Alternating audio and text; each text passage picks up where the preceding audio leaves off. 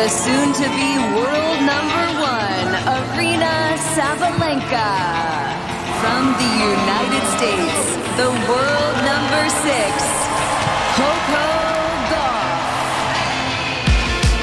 Perfect point construction from Aryna Sabalenka. Drop shot from Gauff is beautifully played. An amazing, exquisite drop shot from Gauff. Sabalenka serves T, the forehand inside in. There's a winner in the corner. Water off her back on Arthur Ashe Stadium. And there's a clean winner down the line with the backhand from Coco Gauff. It is one of the very best backhands in the world.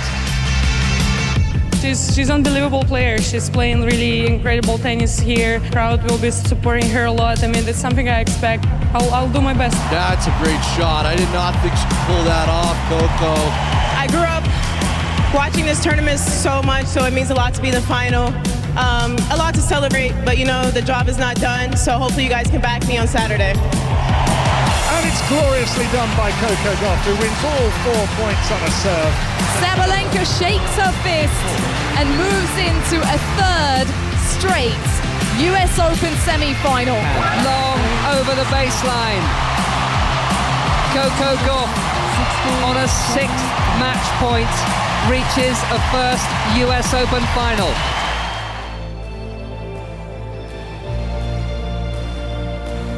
Good evening to you from Russell Fuller in the Arthur Ashe Stadium. It is nearly showtime. US Open Women's Singles Final 2023.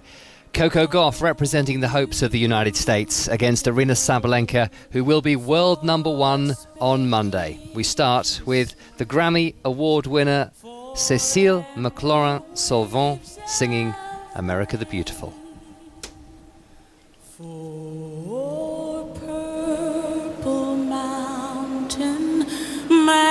Majesties above the fruited plain, America,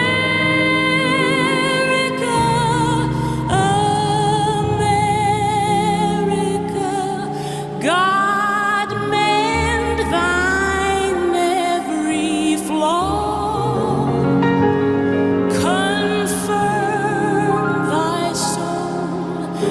In self-control, thy liberty in law.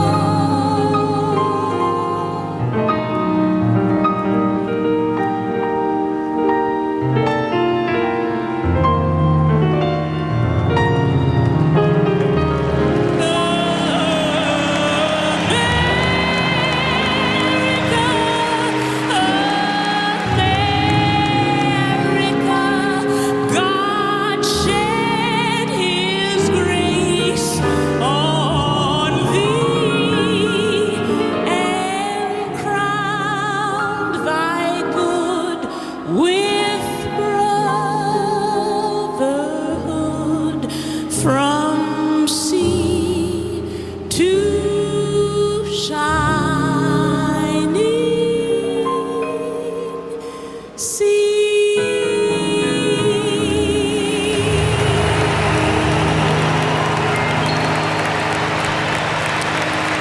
Always a very moving and sometimes quite somber moment ahead of the US Open women's and men's singles finals, given the proximity to the anniversary of 9/11, which falls this Monday. Cécile McLaurin-Salvant.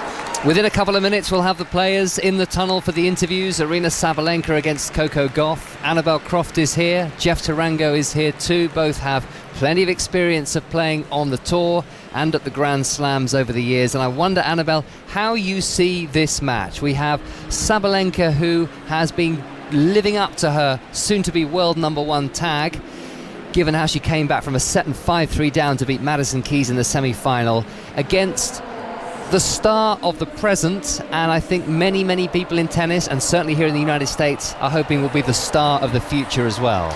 Yeah, it's a really fascinating one, this one, isn't it, Russell? Because they're very different tennis players, to be honest with you. I mean, Sabalenka is just all out raw power. I mean, when she's on fire and when she's connecting with the ball, you know, it reminds me of how Serena Williams could just take the racket away from so many opponents, and she's really worked on her serve and all those jitters that she had in that department, so she gets a lot of free points. But, you know, she's had some bumps along the way, as you've just said, particularly in that semi-final, whereas with Coco Gauff, it's been slow and steady progress. She had a bit of a stalling period of time in her career about a year ago, and now she's forged ahead.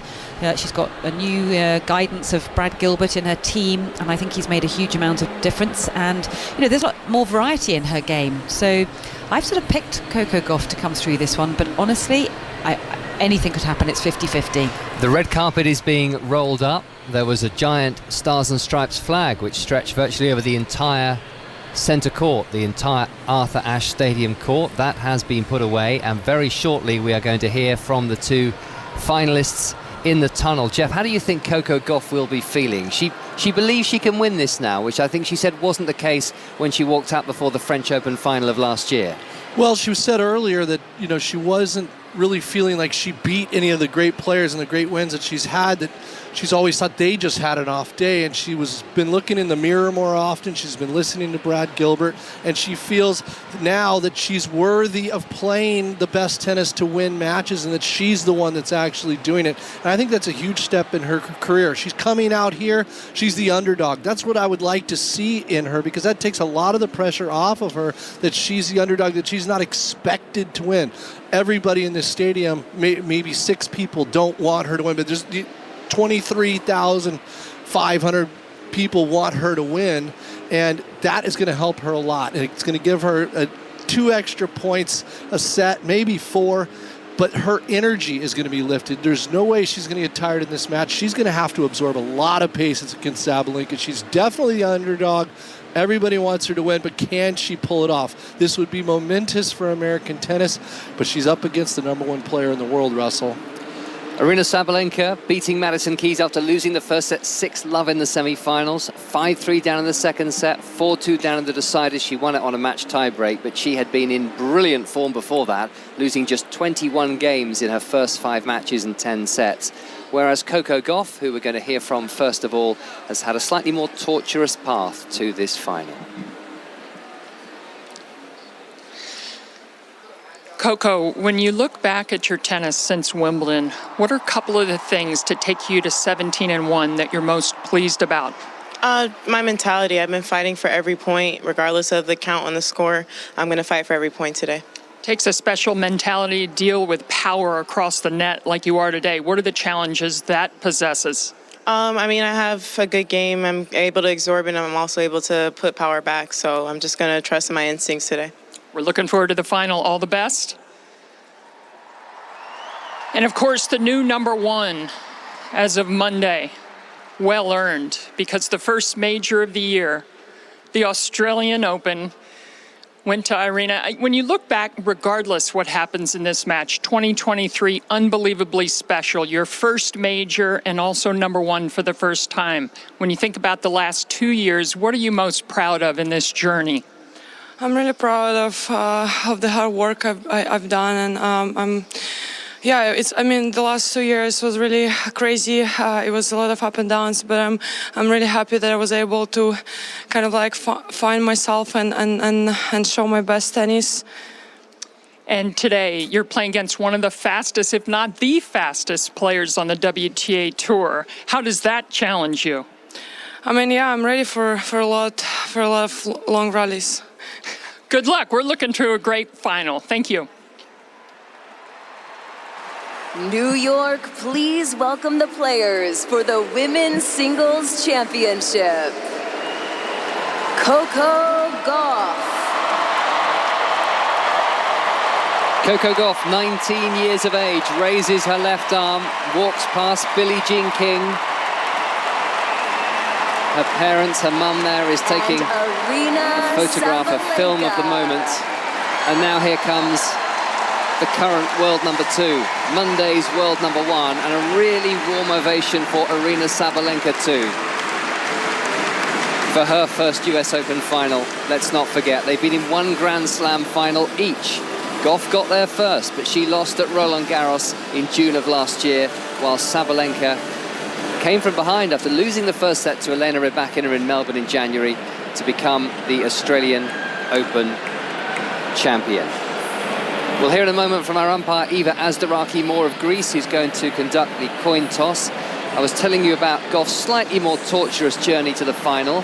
She spent nearly 3 hours longer on court than Sabalenka, beat Lara Siegmund in the first round in 3 sets, found herself a set and a break down to Elise Mertens in the 3rd round before winning 10 games in a row. Caroline Wozniacki won the 2nd set against her quite comfortably, and she was under a lot of pressure at the start of that 4th round match. Then easy winner against Yelena Ostapenko, 6-love, 6-2, and on a 6th match point in straight sets, albeit in a tight match against Karolina Mukova. The other thing we should point out as we're waiting for the coin toss here, Annabelle, is that the roof is closed. I'm not sure if the rain has started yet, but there's a thunder and lightning warning, and as a result, play on the outside courts has been suspended. So it makes, for sure, for a noisy final. Yeah, and it's going to get pretty humid because it's very humid everywhere in New York today. I mean, just walking around, it's pretty steamy, isn't it? So with the roof on, I think it's going to have even more impact on it. Billie Jean King posing for photographs. She is going to be involved at this point with the girl who's been selected to toss the coin, and Billie Jean King just reminding her that she needs to turn around 180 degrees because there are photographers on the other side as well that want a picture. Just the players only now. Sabalenka standing very upright. They do a 180-degree turn. Never easy smiling for photos at the best of times, especially before a Grand Slam final. Now for the coin toss. Okay, come over here. We're going to face this way. Okay, just a quick thing. For your towel, you can use the red sticker. You can use the white for your towel. Okay, who is going to call it? Heads or tails? Coco.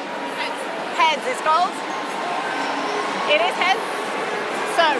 You stay? Okay. Thank you very much. Thank you. So Coco Gauff called correctly, and she is going to serve first in this final. Do you like that decision, Annabelle? I always like that decision because I always think it sets the tone and the precedent mentally for how you're feeling, because so often these days, you know, a lot of players say, no, I'm just going to return first, because they don't feel that confident in serving and they feel like they're going to have a bit more of a crack at some returns and try and get an early break. But I think when you set the tone and you say, no, I'm confident, I'm going to serve first, and that's also sending messages to Sabalenka that she backs herself with her own serve. We know there's been fragility in the serve during the course of her career, but that seems to be very much in the past, and she now possesses a really big weapon in that serve. So, yeah, I think it's a good call. Jeff, how does Coco Gauff best deal with the extra power of Aryna Sabalenka, would you say? Well, I think she has to do what Brad's telling her to do on that forehand side and loop it up high to the backhand side, which she did in her last match. It worked really well against Mukova. She's going to have to play it safe on that forehand side. I don't think she's had any trouble absorbing the power off the backhand side at all. And she's going to have to look to get in when Sabalenka's off balance and hit some swing volleys and work in some drop shots, too. We haven't seen that much from her in this event. I love the fact she's taking her serve first because she's a quick starter. Sabalenka, lots of times, maybe not so much in this event, but definitely yesterday or 2 days ago against, who did she play? Sabalenka against Madison Keys. Yeah, Keys, and she was down 6-0 in the first set. I think it's good to serve first because if she gets a quick start, that establishes herself in the match, and it gets her kind of the jitters out of her game. So I like that choice to start. Sabalenka's serving has been a revelation this year compared to last year, Annabelle, when she was having all those problems, particularly at the start of the year in Australia, and it was a case of the yips, wasn't it, really? It was very difficult for her to compete at the very, very highest level of the WTA Tour. That has been resolved, but occasionally they come back at moments of tension. Her serving statistics over the course of the year are sensationally good. Doesn't land as many first serves as perhaps she could. I guess she goes for a little bit more. I mean, is it too simple to say that if Sabalenka serves really well, she wins? No, I don't think so. I think she has that much power off both wings and the drive volley and the serve that if that is all connecting, you know, she is unplayable. I mean, you just don't get any say in it. She just can blow opponents off the court. I mean, I don't think it matters how good you are down the other end. It literally is that powerful. It's breathtaking to witness, but something, I don't know. I mean, we'll have to see how this start goes, but I'm impressed with how both of them actually have rebuilt their serves, to be honest with you. And I listened to a podcast, I really wish I could remember his name, but maybe Jeff can tell me, because you might know who he is, but the guy that worked with Sabalenka as the biomechanic. Gavin. That's it. Well done. Thank you. Can't remember his surname. No, I listened to a whole podcast where he was going into great detail about how much he'd helped her with the serve. But, you know, my opinion with people who have problems with their serve was always, oh, it's mental. You know, it doesn't matter how much they practice it unless they sort themselves out mentally. This was very technical. And yeah, and he was absolutely about it was technical, and that he did not believe that the mental side would have any impact if there were things wrong technically. And he said, you know, it's all muscle memory. You go out on the practice court, and until you can pressurize yourself in practice and be able to do it in practice a million times, you can then back yourself and trust yourself on the match court. And it was a fascinating listen, actually, and I learnt a lot from it. And you know, and since listening to that podcast and then watching her play, I think her serve has been phenomenal, actually. Yeah, and her second serve too, which was really where she had the yips. She would double fault sometimes 4 times in a game, and she's completely turned that around. In fact, I think her second serve is one of the best out there. It's very aggressive. It is very impressive, and it gets her a lot of free points, doesn't it? Yeah, and it really, because people, I think this year, were saying, oh, attack her second serve, be aggressive on her second serve. And she's just knocking ladies back off that second serve. I mean, I think it was a lot to do with her shoulder alignment, wasn't it? And her toss a little bit. Toss as well. Yep. But you can't get the shoulders. Everything has to be in sync and flowing. But, you know, she's a tall girl. She's very powerfully built as an athlete. But, you know, it was all about the alignment of the body to be able to enable her to produce those big serves the way that she has. And, no, I think it's been incredible to witness, actually. And I think they remember Russell back at the Australian Open when she won that Australian Open, her first Grand Slam title. The coach who had said, listen, you need to go and find somebody else. And she said, no, this is me. I need to sort this out. I'm going to sort it out, but I want you in my team. And, of course, that's when we saw so much emotion from all of them. They were absolutely bawling their eyes out, weren't they? Because they'd all been through the journey together. Anton Dubrov's still very much in Aryna Sabalenka's corner, even though he did say, there's nothing more I can do for you 18 months or so ago. Coco Gauff has tried Brad to fire Gilbert him after the semis. The former player. That's true. And Per Riba, the former Spanish player who does a lot of the day-to-day coaching. He's the main coach, really. Brad Gilbert's more the consultant, who I think will come in for the big events, such as the US Open. And they don't get much bigger than this, the US Open final. Coco Gauff against Aryna Sabalenka. And Gauff under the roof on the Arthur Ashe Stadium, winning the toss, electing to serve, missing her first serve, but this is a second serve from the 19-year-old to the forehand of Sabalenka, which she's hit cross-court. Sabalenka down the line with the forehand, and cross-court just wide, the backhand from Gauff. And that was an aggressive sort of mid-court ball from Sabalenka, showing that she's not going to be afraid to take anything around that mid-court area and come forward. And that's already, you know, first point, imposing herself. She knows she cannot afford to start as she did against Madison Keys the other day. Keys was blisteringly good for the first set, but Sabalenka was definitely off colour. As Gauff puts the first serve into the net, there will be a lot of nerves. That's perhaps why some players decide to receive first of all, to make the most of their opponent's nerves. But as Annabelle said, she certainly likes to see a player being positive and confident and aggressive and serving first. Forehand from Gauff. Sabalenka's forehand cross-court with real power. But it's wide, and that's the cheer inside the Ashe Stadium for the first point won by the 19-year-old from Delray Beach, the girl who announced herself to us at Wimbledon in 2019 as a 15-year-old, beating Venus Williams, ultimately losing to Simona Halep in the 4th round, and then won a WTA title just a few months later in Linz in Austria. Forehand return here from Sabalenka.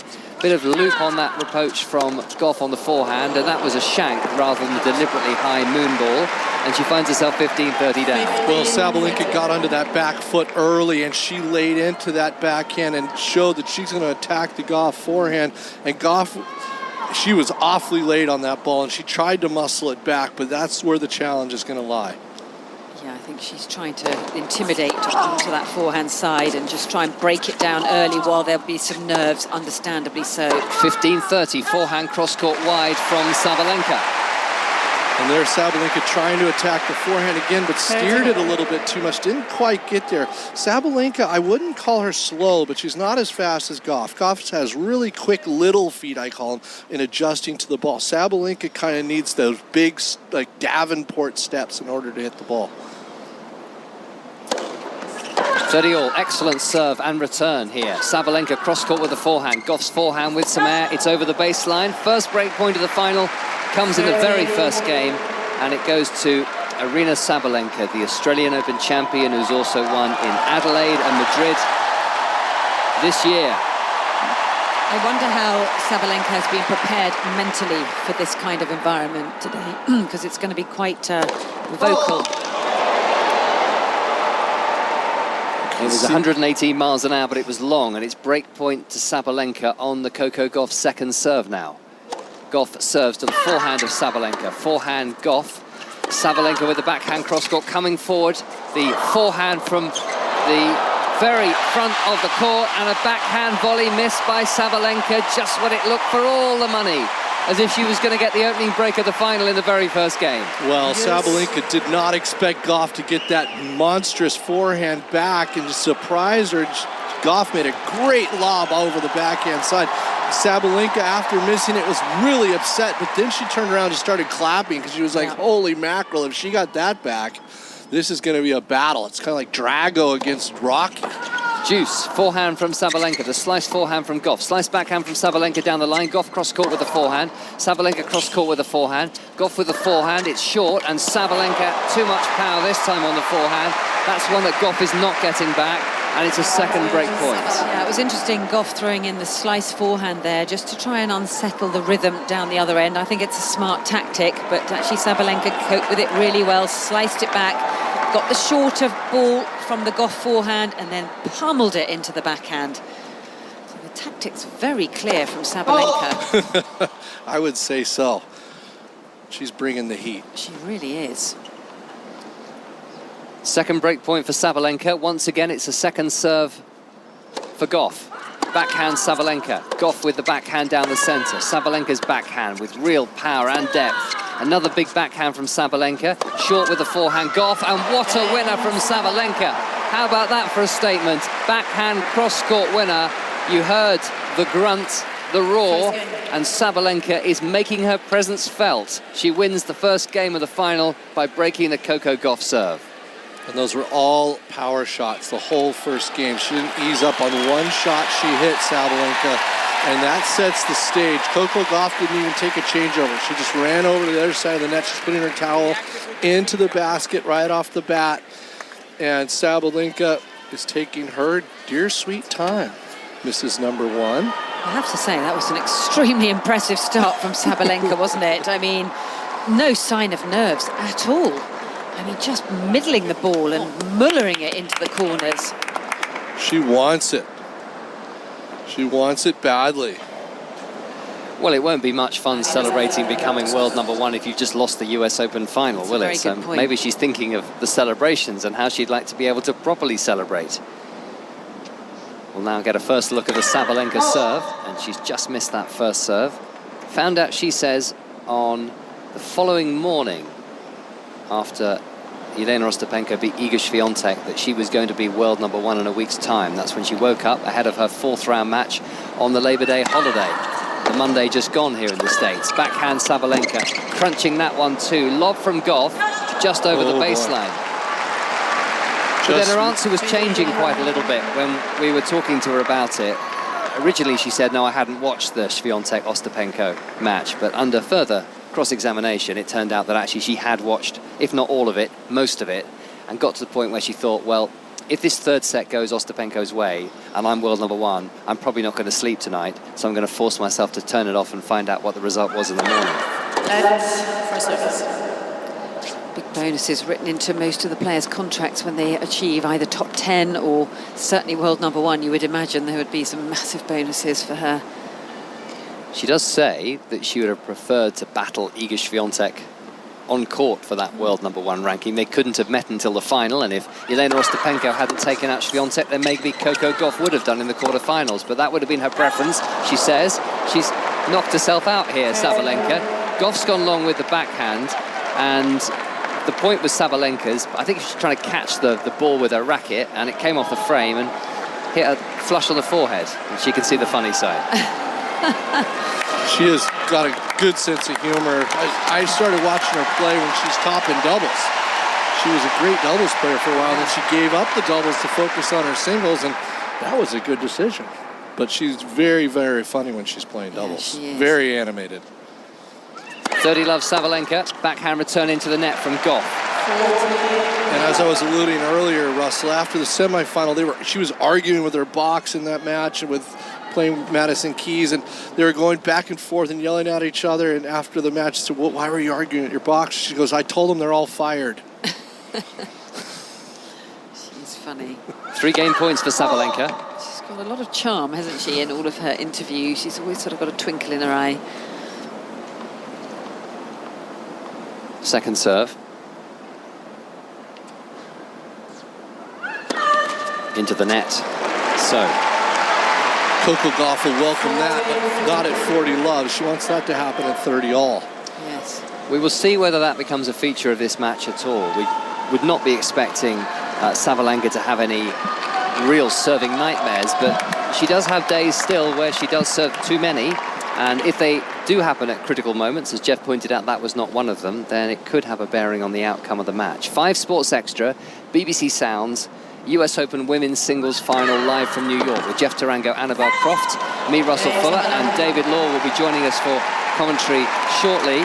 That's wide on the forehand from Gauff. So 3 out of 5 first serves landed by Sabalenka. She leads by 2 games to love, and she'll be delighted here with the start she has made. I think going back to that double fault, Russell, she immediately looked at her hand and walked over to the towel and had a long towel off. So it's almost as if the humidity within this arena, because of the roof being closed, and she did look like she was sort of dripping with sweat, it's causing a few issues with her holding the racket. Miscued forehand by Sabalenka. Gauff in front in this particular service game. The roof has been closed for quite a while, and the vents between the top tier of the seating and the roof have also been closed, so the air conditioning system will have been kicking in a while ago, which should hopefully reduce the humidity. You don't need me to tell you that Sabalenka has just missed a backhand. So Gauff to 30 love. At both points there, Russell, Gauff went into the body on the first serve on the first point, and then that first ground stroke went straight at her to try to handcuff Sabalenka's power. Backhand with slice from Sabalenka. Gauff cross court with a forehand. Sabalenka cross court with a forehand, and Gauff is netting. Her parents are not watching this final together.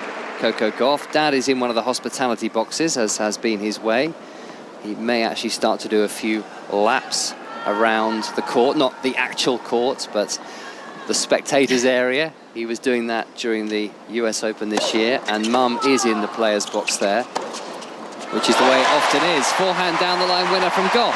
2 game points to win her first game of a US Open final. And that is a good sign when Coco's hitting forehand winners and showing that she's really loosening up. I think part of the deal of Brad Gilbert coming onto the team was that the dad takes a back seat. And by back seat, I mean way up in the stands next to Roger Federer's agent.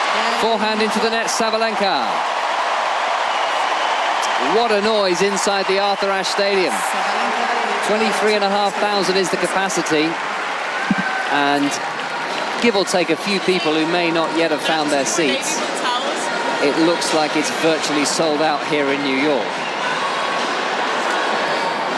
2 games to 1, yes, because Coco Gauff's dad has had a big part in her career. Yeah, her development. From a coaching perspective, so he's been known to turn the screws a little bit too tight, though, and that's part of all the pressure that Coco feels in some of the matches. And since he's taken that back seat, well, she's had the best summer out of any woman on the tour.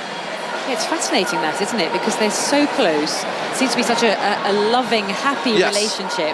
And yet, you know, interesting that you know, the results have come and been spectacular since he's not been around. And maybe just being there and her knowing how much he wants it, as much as the whole family want it, but it does just add that extra pressure every time she looks across at the box and sees, you know, Dad sitting there. He's still sending us scouting reports, which is something that Brad Gilbert excels at, but Dad is still contributing, and Coco Gauff perhaps couldn't say anything else, but said they were still very useful. He's given her a lot in her life and career. Yeah, I think that still having his perspective is very important. I think that way she gets his perspective and she gets Brad's perspective, and she could figure it out for herself. That way she doesn't just have the one way she has to do it no matter what, or Dad's upset. It makes a whole difference in how you execute the game. And while they're taking a little bit of a back seat, at least Dad in terms of coaching, they can be parents to her as well. That was always primarily Mum's role, and how crucial that is. Sabalenka misses a forehand cross-court, just trying to have the conversations with a 15-year-old, 16-year-old, 17-year-old who's trying to play professional tennis in front of a worldwide television audience in the many millions. There's a lot of parenting to be done in a situation like that. And as Coco Gauff said the other day, they remind me which clothes I need to pack. She still is only 19 years of age. If anybody is packing up to take a son or daughter to university who might happen to be 19 years of age, and I'm not speaking from personal experience, Thomas, then it's still quite good to have Mum, in my case, in your ear, just reminding you of the essentials you might need to take with you. Double fault Sabalenka, love 30 down. Well, I'm pretty sure that this crowd are having an impact on it, because, you know, it's not easy for anybody to listen to this many people cheering against you and clapping every, you know, mistake you make. Got to be very mentally tough and strong. Two double faults in the opening two service games from Sabalenka. She lands a first serve here inside the baseline, and that's a really confidently struck forehand down the line. That was an impressive riposte to going love 30 down. It comes back to what Annabelle was saying earlier, is that first strike of Sabalenka. She wants to keep the point short, but that first serve, that first shot, that's her mainstay. That's how she blows these ladies off the court. Yeah, and she's hoping to get these shorter balls off that Gauff forehand. He tends to come up the back of the ball a little bit more on that side than the backhand, which is so much more secure. And she has been achieving that, hasn't she? There's been some shorter balls for her to then blast it into the backhand corner. She's got a well-worked-out game plan here. 2-1, 15-30. It's another double fault, the second of the game, the third of the match. And these are two break-back points for Gauff. Quite early in the match for her to be throwing in this many double faults, isn't it? And she's going to have to sort herself out with that serve and try and figure out what she's doing technically, but she's got a few of the jitters coming back, I think. Three double faults in 9 service points. Lands a first serve here, and when it does go in, it's not easy for Gauff to make the return. She's unable to time the forehand, it's wide, but there's still one more break point, and the noise is extraordinary. We are used to a din inside the Arthur Ashe Stadium, especially when the roof is closed, but so early in the final, the support for Coco Gauff is immense, and she has a chance to break back here. Second break point. Sabalenka lands the first serve. Gauff gets the backhand cross-court and in play. Backhand from Gauff on the defensive. The power from Sabalenka, but she's missed a very short forehand, and Gauff has broken back. Well, I don't think she's going to be very happy with that service game at all. I mean, the double faults. And I felt like the forehand, which was absolutely brilliant in that opening game where she broke Gauff, she was more hesitant when she was going after it in that last point. Just seeing a shot of Maria Sharapova, actually, in one of the courtside boxes. Nicole Kidman as well. Spike Leaves was sitting next to Gauff and Roger Federer's agent. For service. 2 games all. What a start here on BBC Sounds. 5 Sports Extra. The rugby continues. England against Argentina on 5 Live. We'll be merging 5 Live and Sports Extra once that World Cup match is done. Sabalenka nets, Gauff in front on the scoreboard. 2 games all, and 15 love now to the 19-year-old who's only ever lost 1 final. 5 titles from 6 finals. That only defeat was to Iga Świątek in the French Open final of last year. Sabalenka missing the forehand. And her forehand, she's gone off since the first couple games. Missed a lot wide in the wide alley. Yeah, she's dragging it, isn't she? It's not smooth. She's not backing herself or trusting herself. 30 love. Forehand Gauff. Backhand Sabalenka. Cross court. Lands short. Backhand from Sabalenka down the line. There was more pace on that. What a brilliant transition by the world number 2. Feels a bit raw at the moment from Sabalenka. I feel like she needs to just rein it in a bit and sort of gain control of what she's trying to do. I mean, it's all out blasting, and it's either in or out. She'll be very happy with the way she played the first 2 games, but that last service game was real cause for concern.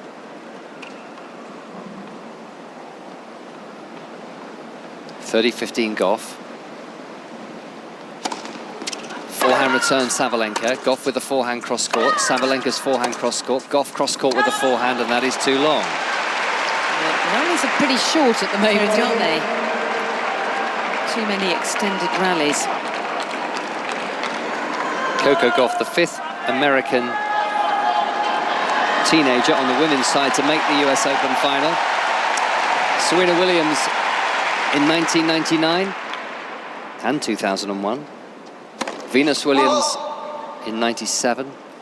Tracy Austin, 1979 and 1981. And Pam Shriver in 1978, where she was only just 16 years of age.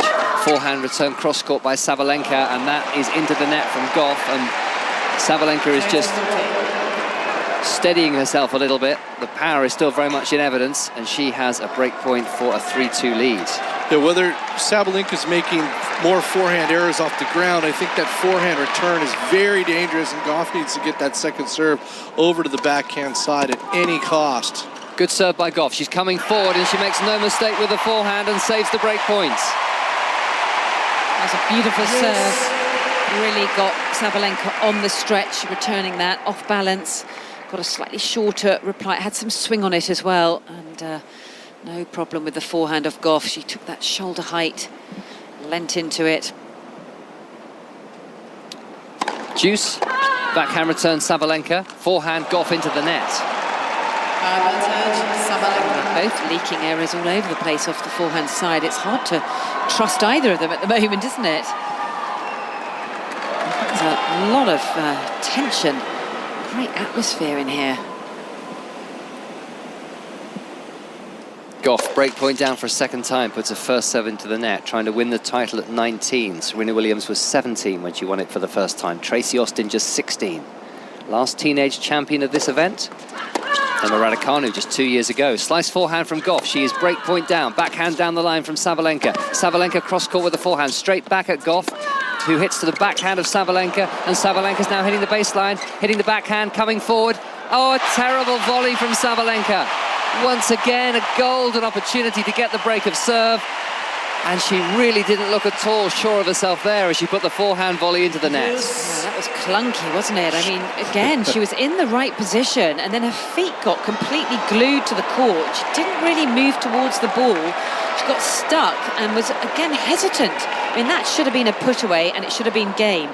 It's almost like she got caught between a dry volley and a traditional volley and didn't quite know which one to play. She turned into a statue. Yeah, she did. Her feet were really stuck. It's back to Juice, and that really should have been Sabalenka's game, and she will know it. Backhand down the line, real power. Great defense from Gauff, hits the forehand cross-court. Gauff with another forehand cross-court. Sabalenka down the line with a forehand. Gauff's defense just breaks down. It's just long, the backhand from Gauff, but she really is hanging a lot of these rallies, and we've seen the benefits of that because she's won a couple of points that really she had no right to, but she does face a third break point here. And it's exciting. It is. It's a wonderful atmosphere already. It's very intriguing with sort of what's going on at the moment. There's only like 10, 15 seats available. Yeah. And there's that sort of hushed silence, which sometimes at Arthur Ashe Stadium isn't like that, but that means that they are engaging the crowd. Forehand from Gauff. Sabalenka with the break point, hits the backhand down the line, forehand from Gauff. Sabalenka's backhand, Gauff's forehand. Sabalenka onto the baseline, hits the forehand cross-court, and Gauff has netted. And the power and the relentlessness eventually told there. Sabalenka looking impressive in that game. Let's ignore the volley for a moment, but otherwise she looks pretty threatening, doesn't she? If she can rule out the double faults, then Coco Gauff is going to have her hands full. I'm just seeing Nicole Kidman up on the big screen again. That's getting a big cheer as she waves to it. Amanda Seyfried, another great actress. I think you're right, though, Russell. You know, if she can control her service games a little bit better than she has. Rachel Brosnan. Okay, keep them coming, Jeff. And that's just a random family in Rosette, I think. They're having some fun out there. England 21, Argentina 3 is the score in the Rugby World Cup, and that's 21 points from George Ford, including 3 drop goals. This after Tom Curry was sent off for a head-on tackle just 11 minutes into the match. You can hear the closing stages on 5 Live Sport, on 5 Live on BBC Sounds at the moment, and you can hear everything you want to from the Rugby World Cup. 48 matches in all. We have every single one live for you over the next 7 weeks, either on 5 Live, here on Sports Extra, or the BBC Sport website and app. And don't forget, the Rugby Union Weekly is now the Rugby Union Daily. You can download the podcast every single day of the tournament right here at BBC Sounds. Hear the voice so of a little Brad bit of Gilbert. advice for Coco Gauff there. Sorry, Russell, he was just leaning over and just bellowing at her about getting the ball deeper in the court, which is good advice, because we were saying how she's dropping it a little bit short with the forehand, and that's enabling Sabalenka to control that point with all that power. Sabalenka leads by 3 games to 2. 2 breaks to 1. I think when you're nervous and there's sort of like a lot of tension, though, when you hit the ball the way Coco does, where she comes up the back of the ball, it's harder to really get through that ball and get it deep. Great hitting here from Sabalenka, and again she's failed to put the finishing touches. That was a mid-court forehand. Caught it cleanly this time, but she's hit it into the net after a very good second serve and an imposing approach shot. Well, those are going to mount up, aren't they, those errors, because she's hesitant on it. She's getting wound up. She's turned around to her box and flailing her arms around and like, what on earth is going on? But it's one of those things, unless you kind of say, oh, can I just have time out and just kind of like smooth out my forehand with a few drills? But you can't do that in a match. Making life difficult for her. Very good deep first serve there, Sabalenka. She's love 15, forehand cross-court. Gauff with a forehand cross-court. Sabalenka with more power on the forehand cross-court. She gets a mid-court ball from Gauff, who's now hitting a backhand. Sabalenka with even more revs on that forehand. They're now absolutely smashing the backhand, and Gauff has gone wide eventually. But this is a really awesome display of power hitting from Aryna Sabalenka. Well, I think it's got the sound attached to it as well. So when you hear her sort of letting out that shriek, you know, when she's hitting the ball, it's quite intimidating, and the whole thing together, I mean, it is unbelievable power. And every ball was a foot from the baseline. I mean, it was unbelievable how hard it's coming in. It's not like it's landing 4 feet in and you can play it. I mean, you have to skip it off the ground. 15 all. Just long with the first serve. Sabalenka, they've been playing for 25 minutes. US Open Women's Singles Final. 6th meeting between the 2 players. Forehand from Gauff, worked a long way out of court by a fine serve, and it was nearly a very clever return with plenty of air, just the wrong side of the baseline though from Coco Gauff's perspective. So 3-2, Gauff leads their head-to-head record.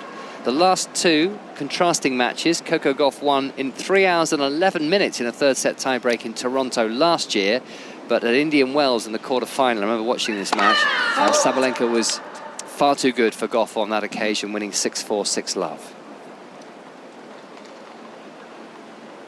Hushed silence. You could hear a pin drop in here, and it's not often that you get this many people to be as silent as this. Especially in New York.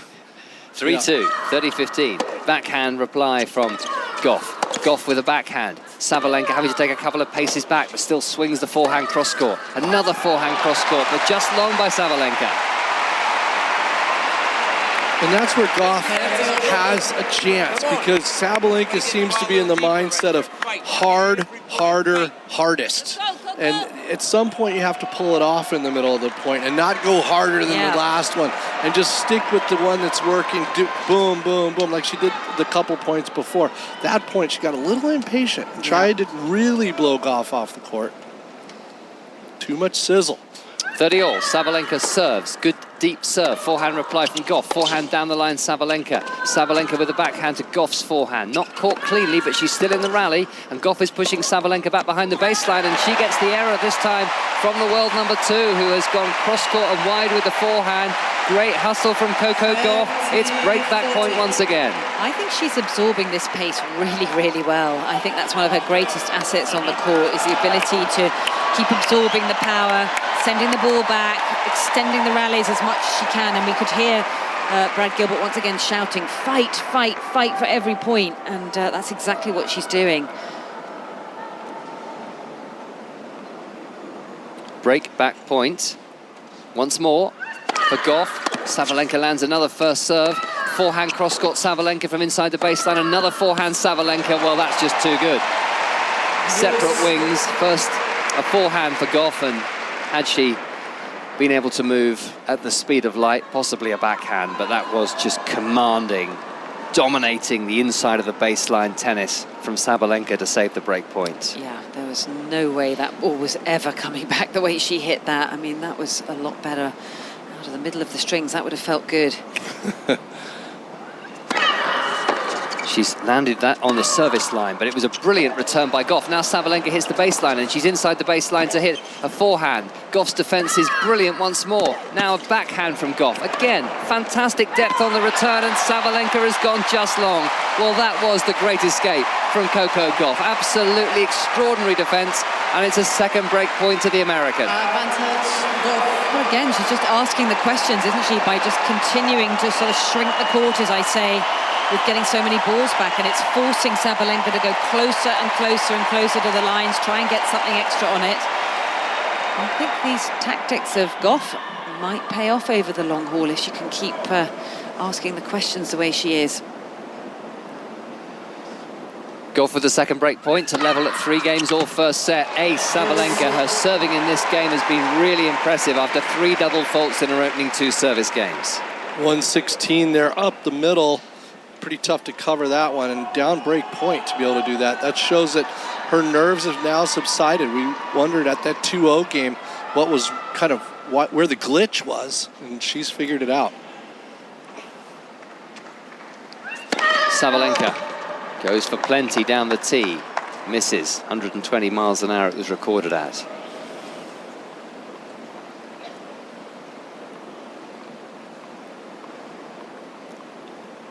Sabalenka's second serve. Here's another good one to the forehand of Gauff. Fine return by Gauff. Cross-court backhand Sabalenka. Sabalenka down the line with the backhand. Gauff with the forehand with plenty of air. Now another backhand. Sabalenka coming in. The volley is deep. The lob from Gauff. The smash from Sabalenka. Gauff gets another racket on the ball. Sabalenka's going to have to play one more shot. The bounce smash to win the point, and she raises her left arm in celebration.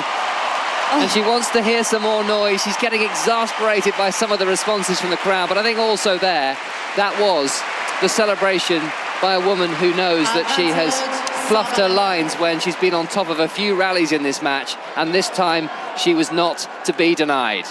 It was kind of like a half Medvedev, you know, where he does the twinkle of the finger, because she knows she's being cheered against. And those gets by Gauff, that was 6 or 7 incredible gets. It really was. That was a stunning point, wasn't it? Beautiful backhand volley, 3/4 of the way through the rally from Sabalenka. And interesting to see her sneak in there, because I think that's almost what she's going to need to do a little bit more of, because of the way, as you've just explained, Jeff, that Coco is just chasing these balls down. I don't think she wants to get embroiled in too many of those types of rallies. She's capable of finishing the point at the net. Second serve Sabalenka. She has game point, and there is a double fault. Or was it a let first time? My apologies, it was a let. I thought she'd gone for quite a lot on the second serve there. Wouldn't have been unusual, would it? No. Really likely. No, we saw that from Daniil Medvedev. We've seen that from Ben Shelton too in the men's singles. Medvedev against Djokovic from 9 tomorrow on Sports Extra and then 5 Live. Forehand return from Gauff is long. Sabalenka saves the break points, leads this first set by 4 games to 2. And she looks mightily relieved as she takes a very, very deep breath and tries to have a quick word with the coaching team. As Coco Gauff pointed out earlier in the week, we can often hear what the coaches are saying because they've got microphones right in front of them, but actually for the player out there, particularly in a final, with the crowd in this mood, with a roof on, it must be virtually impossible to hear what they're saying. Yeah, I would have thought so. I mean, they'd have to go right directly underneath them to really pick up what they're saying. I guess that's why Brad is always leaning over the balcony. I always worry for him, actually, because he's kind of half off it. You think you just give up and say, it's all right, I'll message you. Yeah. And then you remember phones aren't allowed on court. Double fault Gauff. 2-4 down. Some astonishing defence from her. Some breathtaking power hitting by Sabalenka. And there have been some errors as well, just to throw in to increase our enjoyment and increase our entertainment here on BBC Sounds this evening. Love 15. Ace, Gauff. 15. She's always very calm on court, Coco Gauff, isn't she? I mean, she's always a calm presence, very composed, really kind of focused. You don't really get much sense of what's going on inside her head. Backhand reply from Sabalenka. Gauff's backhand to the very back of the court. Forehand from Gauff. That's just long. That one, she was really rushed on, wasn't she? 15, 13. Come on. Here we go, buddy. Here we go.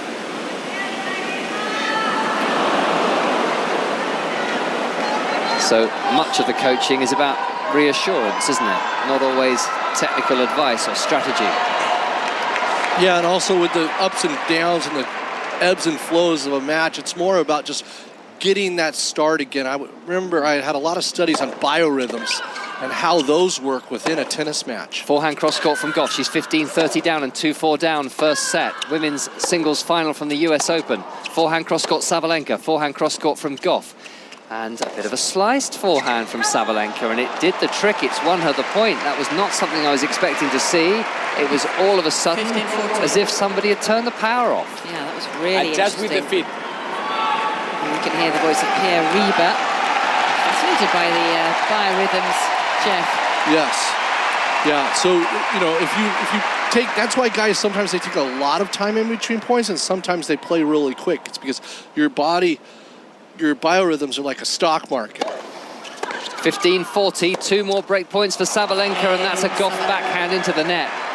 And Sabalenka now has clear blue water between herself and her American opponent. She leads with a double break, Jeff, 5-2 first set.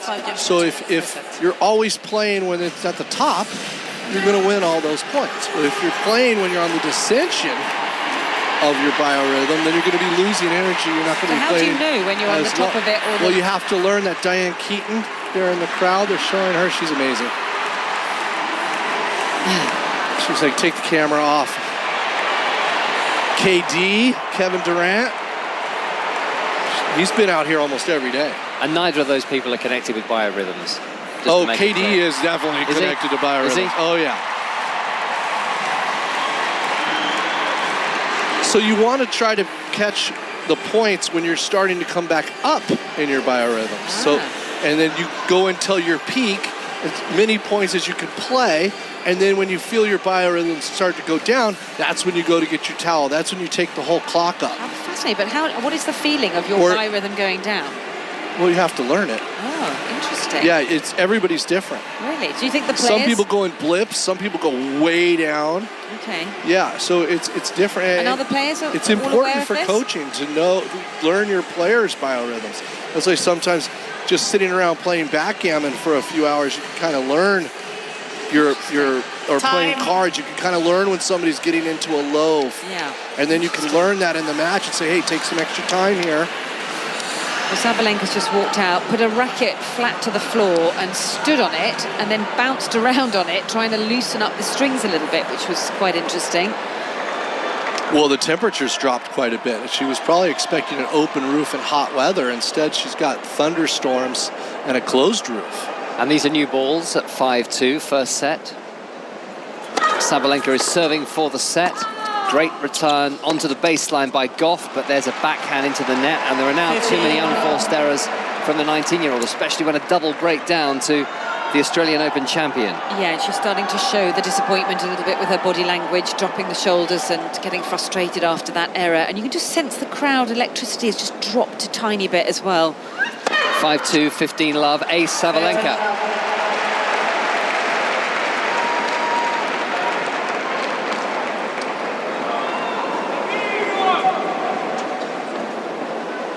"37 minutes played."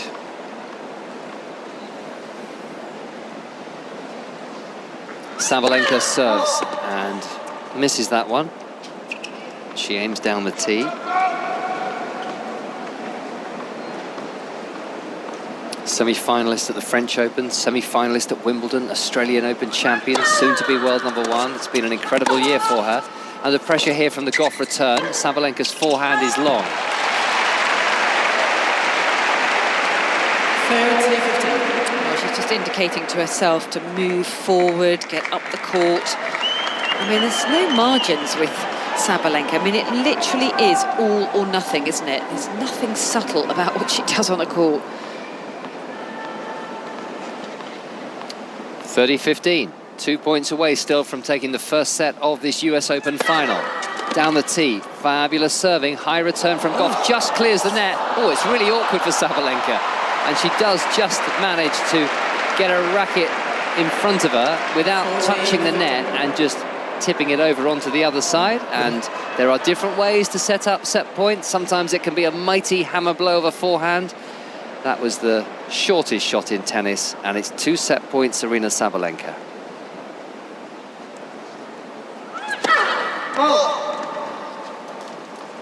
That's where her double skills pay off, is having those kind of little shots.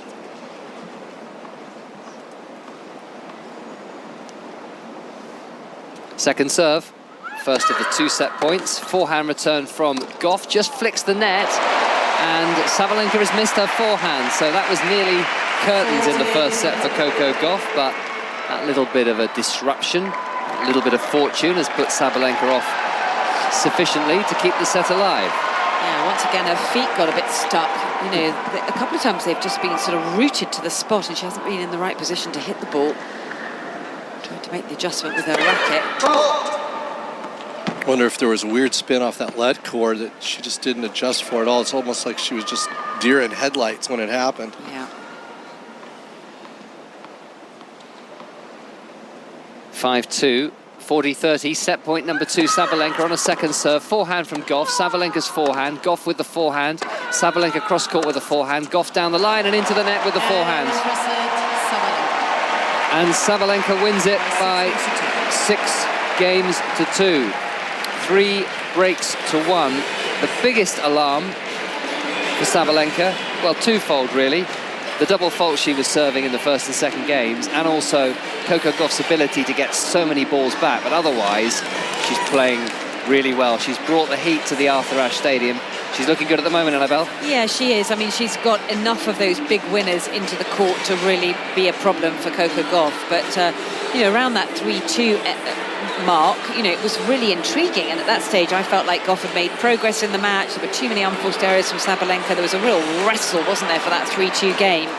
And now she's put the foot down on the accelerator and she's steamrolled through that first set. And I felt like Coco Gauff just, you know, let her off the line a little bit, I think. I don't know what the right word is, but hook, thank you, let her off the hook.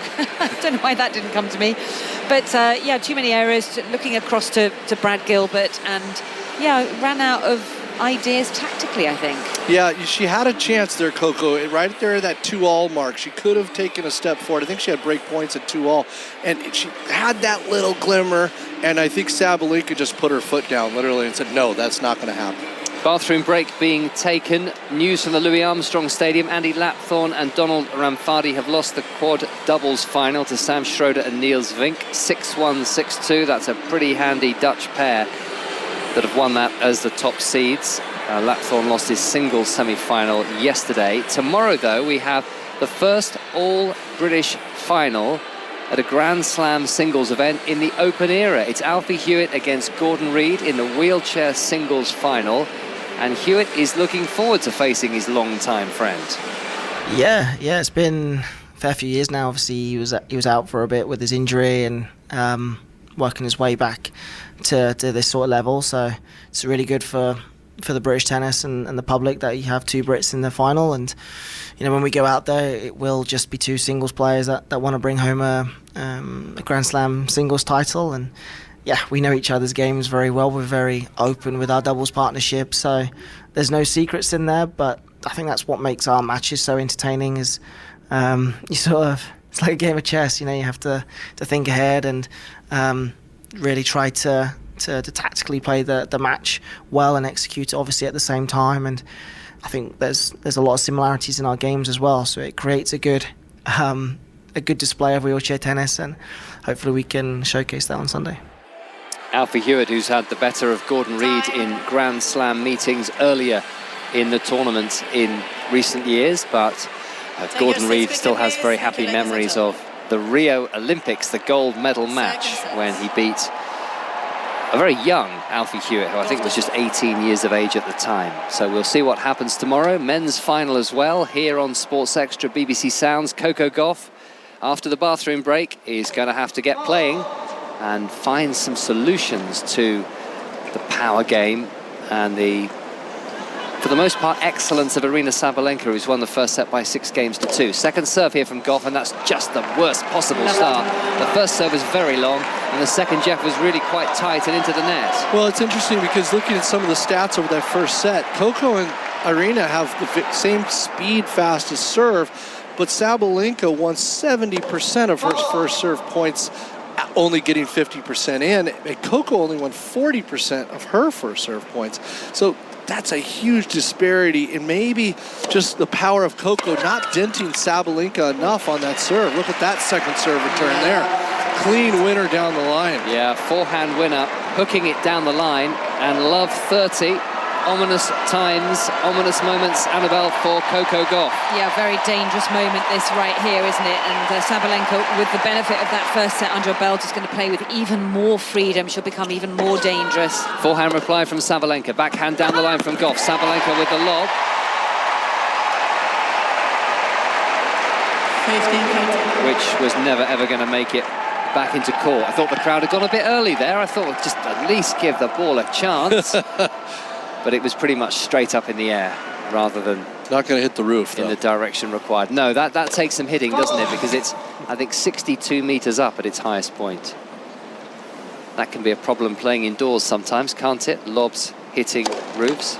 Oh, another double fault from Coco Gauff. England have beaten Argentina 27-10 in their first match at the Rugby World Cup, and that's a pretty decent effort when they were down to 14 men for all bar 11 minutes. This is rapidly turning into a bit of a crisis, though, for Gauff. Two double faults in this opening service game and 15-40 down. Yeah, and you can sense that the crowd atmosphere is changing as well. Different atmosphere now. Forehand from Sabalenka into the net. 30. It's got a bit scrappy, hasn't it? Yeah, I mean, that was a decent first serve, but nothing that Sabalenka should have any problems with. And she netted that well down into the net. So nerves on both sides starting the second. Still a break point for Sabalenka. Gauff's backhand to Sabalenka's backhand. Gauff will slice her forehand. Sabalenka slices her backhand, and it's drifted wide. And she had an opportunity, but she was not able to take it. And you just don't know whether they'll keep on coming. Two double faults in a game is generous, to say the least, but we're back to juice. And both players are doing it, Russell. Yeah. Very true. It just shows the tension and how bad they want it. Gauff has proven she can come from behind. A set and a break down to Elise Mertens in the third round. Admittedly not the same caliber of an opponent here. As Sabalenka goes long with the backhand, arms outstretched, gesticulating towards her team. I quite fancy my chances at poker against Aryna Sabalenka. Well, this is almost going to be a disaster for her if she doesn't get this first game, because she's really let Coco Gauff off the hook here. Game point Gauff. who served 2 double faults and been 2 break points down. With inexcusable errors. Like, they're just easy balls that she's missing. Routine rally balls, just handing gifts across. Gauff serves. Sabalenka's forehand into the net. Well, that will exasperate her. Will it come back to bite her? We shall see, but Gauff started that game very poorly, and Sabalenka finished it very poorly. What on earth happened in the bathroom? That's what I want to know. Didn't work for either of them, did it? Well, it really didn't, and I've never been in agreement with them. I just don't understand why players would want to just halt a match when everything is just going. You know, you've got momentum and flow in a match, even if Coco Gauff, you know, wasn't playing her best tennis, but you're out there, you've got a feel for the ball. And certainly for Sabalenka, why on earth would she want to go off court? That was a bit of a disastrous game, that one, for her. Brad has a lot to say to Coco right now. Now, let's see if it affects Sabalenka at all. Very, very long first serve from the number 2 seed. 25 years of age, a couple of inches taller than Gauff. Forehand, cross-court from Gauff. Sabalenka, that's really, really ragged, that forehand. She sliced that forehand horribly, and not the conventional tennis slice. That was the golfer's slice off the tee. Yeah, it was. That was a complete shank, wasn't it? And that would have been into the trees somewhere, wouldn't it, on the golf course? But don't bother looking for that one, Annabelle. yeah, it's a really good point. And she's managed to reinvigorate the crowd, who were kind of losing their way themselves in this match. And now, because of all these errors, it's given the crowd hope. Forehand return from Gauff, just clears the net. Sabalenka with a forehand right to the back. A rasping forehand blow. And I imagine the racket may have been vibrating in Coco Gauff's hands there. It looked like that, didn't it? I mean, there's just too much weight of shot and power. I mean, it's like, I always say, a ball can sometimes look like it's got concrete attached to it, and that one certainly did. Yeah, and it looked like a brick hitting her racket. It just dribbled off like boom.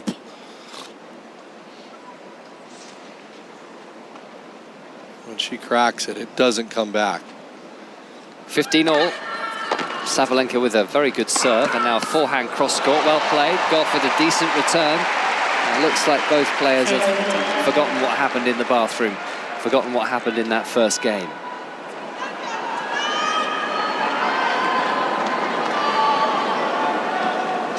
(30-15). Sabalenka is serving and missing the first serve.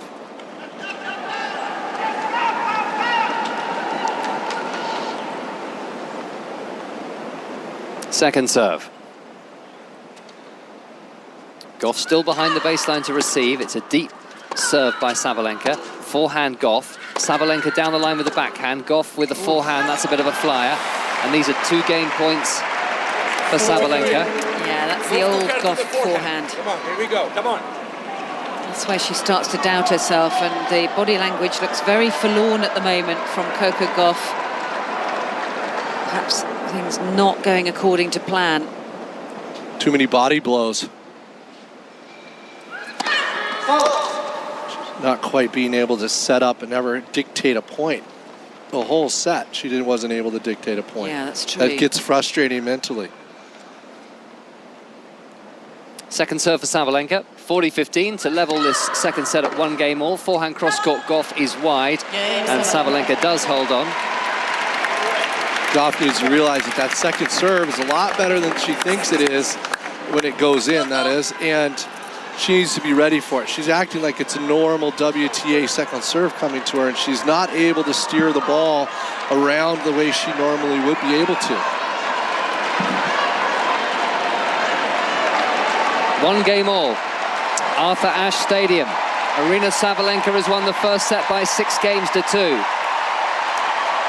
Who do you think the crowd wants to win? Can't tell.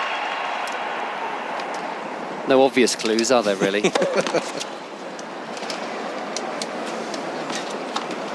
But it's a sporting crowd so far. Well, they're cheering for Sabalenka's good shots because they're really, I'm in awe of some of them myself. And that's the 3rd time she's opened a game with a double fault. And that's 3 double faults in 1 service game and 1 point at the start of this set. That's pretty much what Aryna Sabalenka did at the start of the first set. I mean, that's just the #1 rule, is not to double fault the first point of the game, right?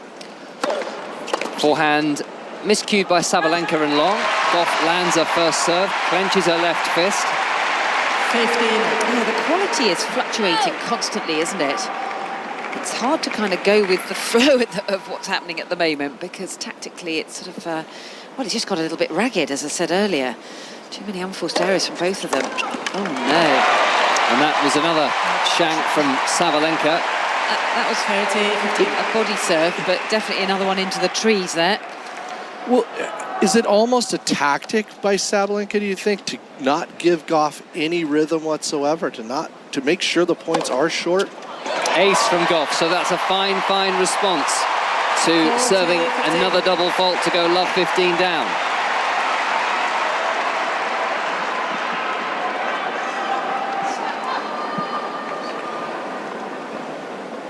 Two game points for Gauff at 40-15. Nets this one. Here comes the ball girl, stroke adult. Varying ages here in New York. Finishes things off. Massive forehand return by Sabalenka. Gauff nets. That's probably the 8th time Sabalenka's hit that same forehand return, and off the second serve, Coco just needs to get it to the backhand.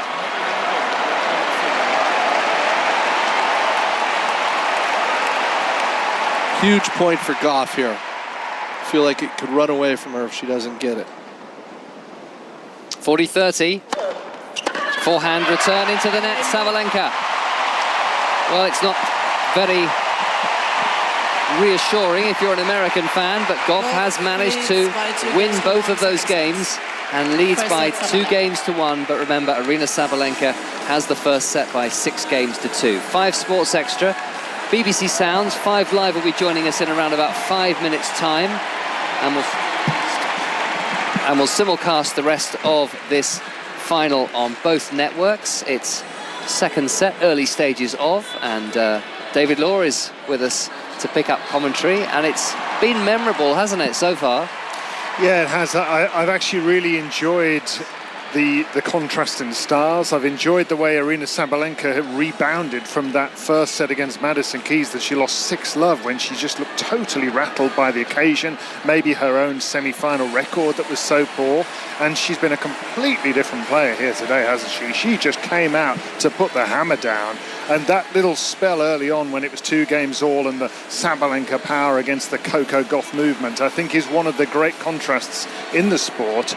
But so far, Gauff hasn't been able to hurt Sabalenka, as Jeff and Annabelle have just been saying. That's a fascinating little element to this match as we move into set 2. Yeah, I think she also hasn't been able to take advantage of those sort of rough patches that Sabalenka had, when it definitely looked like it could have gotten really out of control for her, and there were those key moments around 2-all when she got that 3-2 game, and then it sort of wet steamrolled in one direction. But it's been a strange match, really. It's been, yeah, there's been no real flow to it. Yeah, well, no rhythm. And Gauff, she #3 in the world in doubles. She's only been to the net once. This whole match just shows you how on defense she is. Jeff Tarango, Annabelle Croft are here. I'm going to welcome listeners to 5 Live very shortly before David continues with commentary on the second set, with Aryna Sabalenka serving here, putting a first serve into the net. Arthur Ashe Stadium becoming a little quieter ahead of this second serve. It's a forehand return from Gauff. It's a backhand from Sabalenka that is over the baseline. So much could still go wrong if you're Aryna Sabalenka in this US Open final, even though she's won the first set by 6 games to 2. And we're on serve in the second, with Gauff leading by 2 games to 1. Yeah, I'm not watching this and feeling like I'm completely trusting her on the ball, Sabalenka. I just feel like I don't know what's coming next from her racket. No, makes it quite exciting, doesn't it? Yeah. She's by no means home and hosed yet. Forehand cross-court from Sabalenka, forehand from Gauff. Sabalenka cross-court with a forehand, Gauff with a forehand into the net. That's a very forlorn figure, watching Coco Gauff there.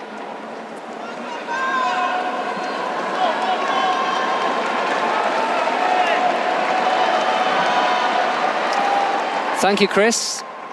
That is the question on the lips of 23,000 people inside the Arthur Ashe Stadium because she is struggling in that she's lost the first set to Aryna Sabalenka, who's going to be world number 1 on Monday by 6 games to 2. Sabalenka troubled by too many double faults in the early stages, but her power has been overwhelming at times, despite Coco Gauff showing her wonderful athletic skills and getting so many balls back in play. So 6-2 to the Australian Open champion as the latest person wanders around, disturbing the server with no concept yet of exactly that a tennis match is unfolding.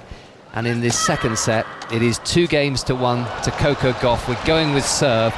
15 all. Aryna Sabalenka is serving. Coco Gauff has had an attack of the double faults early in the second set. It's not always the highest quality, but we have also had some thrilling rallies. And let me introduce you to who is alongside me here in New York as Coco Gauff tries to win her first Grand Slam singles title at the age of 19. David Law is going to pick up commentary on this set in just a moment, but first let's get a word from Jeff Tarango and Annabelle Croft on what you've seen so far and which direction you think this match is heading in. Well, I think it could well go to a final set. I don't feel that Sabalenka is completely in control of this match. I feel like it was, you know, she was blasting the ball for outright winners left, right and centre and really intimidating Gauff at the start, hammering away at the forehand, and she had some errors out of that side. But it's been interspersed with a lot of errors on her side as well. So I think it could go either way here. And I'm a full proponent of the fact that no WTA match is secure. Once there's a set and a break, it can swing on a dime. And at the moment, it is Coco Gauff who has the early advantage, but albeit on serve. 2 games to 1 in this second set. 6-2 first set Sabalenka. We have just had a 30-all point, a protracted point. The U's and the R's will tell you that it was pretty dramatic and it was ultimately won by Sabalenka. That's why you didn't end with a roar. There are 23,500 people packed in underneath the roof here with the lights on as Sabalenka attacks the forehand cross-court and comes to the net, plays a backhand volley. The movement of Gauff is extraordinary. She's hit a passing shot cross-court. Has she made it? I think she has. That was an absolute stunner. And Gauff is coming alive and this crowd are rising to their feet as one. On total defense, great volley by Sabalenka. She covered the right area. Gauff just came up with magic. And that got a lovely applause from Sabalenka, didn't it? Just applauding with a racket in her hand. What a great shot that was. And that noise you just heard is a replay on our system here that just amplified that sound of the crowd once again. Annabelle Croft, Jeff Tarango here with us on 5 Live. And first fault here from Sabalenka goes long, and that is a tough scene for the Belarusian because she's missed a serve and the crowd have applauded and cheered. And now she has to compose herself all over again. It's the US Open Women's Final here, the singles final, the forehand cross-court by Sabalenka, who's the world number 1 now. As she goes long with a forehand, and Gauff is ramping up the pressure here. Break points. Advantage, Gauff. Well, even though she lost that first set 6-2, early on in the set she did a great job absorbing quite a lot of the power, getting another ball back into play, getting the defensive skills going. And, you know, Sabalenka has been wild off that forehand side. It's either been a winner, it's all in or all out. I mean, there's no rhyme or reason to any of it. It's hard to kind of find the rhythm of the match. Yeah, she is going for broke on pretty much everything. An hour on the clock, and once again the crowd are applauding because Sabalenka's missed a serve. This is breakpoint Coco Gauff as she tries to find her way back into this US Open final. A set down, 6-2, with 2-1 up with advantage. She's behind the baseline, swaying to and fro. 19-year-old. The double fault, Sabalenka. There's the break. It is game on here inside the biggest tennis stadium in the world in New York. Well, that was a really ambitious second serve, wasn't it? Considering she served a lot of double faults already, I can't believe she went for such a monstrous serve. It's like a first serve, and it was such a big point as well. And that's a total game changer right there, because suddenly Coco Gauff has been looking quite forlorn. She's been looking like, you know, this match hasn't been going her way. That's going to give her the belief that she still can win her first Grand Slam title here. Listen to this crowd. They cannot contain themselves. They have an American to cheer. It is a 19-year-old who you may remember burst on the scene at Wimbledon. This is the first time we really saw her in the UK. and she got a win over Venus Williams when she was just 15, 4 years ago. Hard to believe it's that long ago, but here's Coco Gauff at 19, trying to win her first ever Grand Slam title. Forehand cross-court by Sabalenka. The pressure is being applied by Gauff now as she leads 3-1 in this second set. She'll line up another forehand, a forehand that has been a little bit suspect in recent months, but it's stronger at the moment. Backhand cross-court from her. Now forehand netted by Gauff, and that is the shot, Annabel Croft, that is the Achilles heel of Coco Gauff, and the one that her new coaching team have been working on so hard. Yeah, no question about it. And right from point one in this match, Sabalenka was targeting that shot and trying to intimidate it, trying to break it down, get into her head. And she did a good job of it, to be honest. But that was one of the more extended rallies, and actually one of the first times, even though she lost the point, that we've seen Sabalenka on the run and on the defensive. Backhand floats long from Sabalenka. And this crowd is becoming ever more a factor and a feature in this match, because they are desperate to see Coco Gauff join other great American champions like Tracy Austin and Serena Williams and Venus Williams. As a ball clips the top of the net by Sabalenka, in comes Gauff. It will surely be a pass, it will, from Sabalenka, and in fact she went for a body line forehand and had to apologise to her opponent after that one, and Gauff sort of rather turned away after that one. Well, I think there was a lot of tension because of the let cord, and she only just crept that over the net. It must have hit the outside edge of the line. Sabalenka lining it up. I think she thinks that Coco Gauff is moving in a different direction, so I don't think it was intentional. Well, she was very quick to apologise, was Sabalenka. She's already got enough aggro from this crowd at the moment, who so much want her opponent to win. Here on 5 Live, the US Open Women's Singles Final. First set, Sabalenka 6-2, 3-1 Coco Gauff in the second set. 15-30 on Gauff's service. She tries to hold on to that service break, but long goes Sabalenka to help her out. What's going wrong with her game, Jeff? 30. Well, I think she saw the prize, and she thought about the fact that she's going to be the US Open champion, that on Monday she's going to be #1 in the world, and she just got tight. I think she's just getting tight, and that's part of her personality. You know, she goes up and down in a lot of her matches. She has a lot of 3-setters for a #1 in the world throughout the year. Here's a forehand crunch, cross-court by Sabalenka. It's 30-all, and she's celebrating now because Gauff has gone long with a forehand. This is break-back point. Well, she's just released an enormous roar, hasn't she? So there's so much tension going through Sabalenka as well. She's turned her back on the court, just playing with her strings, just trying to take some deep breaths in, trying to calm herself down. Huge point coming up right here. 3-1 Gauff in the second set, but break point down. She'll hit her forehand cross-court onto the forehand of Sabalenka, who's dragged it cross-court and wide, and her rhythm's gone just at the moment. Yeah, that forehand is either golden or it's just absolute rubbish. I mean, you can't flip a coin and decide whether it's going to go in or go out. And I think that's where she is mentally right now. Yeah, there's no compromise with her, is there? There's never a time where you think she's reining it in and just thinking, right, I'm just going to get the ball back into play and, you know, put some more topspin on it and just secure that shot a little bit better before she goes for the all-out power. Trying to set up another break point here, Sabalenka with a huge forehand on the line, but it's retrieved by the incredible Gauff movement, and she's drawn an error. Forehand netted by Sabalenka. So a great forehand in that point, and then an absolute terrible forehand almost in the bottom of the net right after. Coco just getting that one extra ball back is starting to pay off, but I think the original part of this game when Coco tried to take control of the points, it rattled Sabalenka a little bit. She doesn't want to be on defense and be counter-punching. Jeff Tarango and Annabel Croft here at the US Open, the women's singles final. Earlier on, England 27, Argentina 10 in the Rugby World Cup. England 1-all with Ukraine in the European Championships qualifier. And here on this fantastic day of sport on 5 Live, it's a young American Coco Gauff trying to win her first ever Grand Slam singles title up against a player that will become the world #1 when the new rankings are released on Monday, in Aryna Sabalenka, taking over from Iga Swiatek at the top. She's hit the forehand long though, and the comeback has begun. First set Sabalenka, Russell, but 4-1 now to Coco Gauff in the second.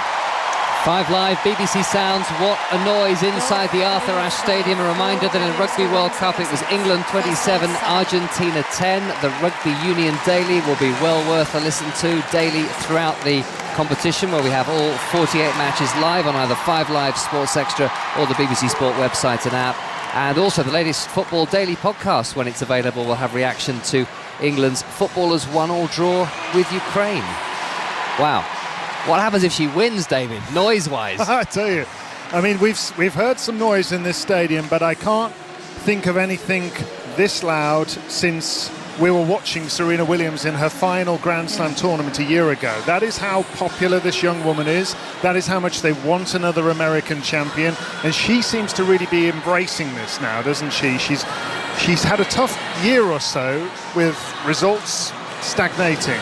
She had a first-round loss at Wimbledon to Coco Gauff, and then she began working with Brad Gilbert, who's coached Andy Roddick, who's in the house tonight.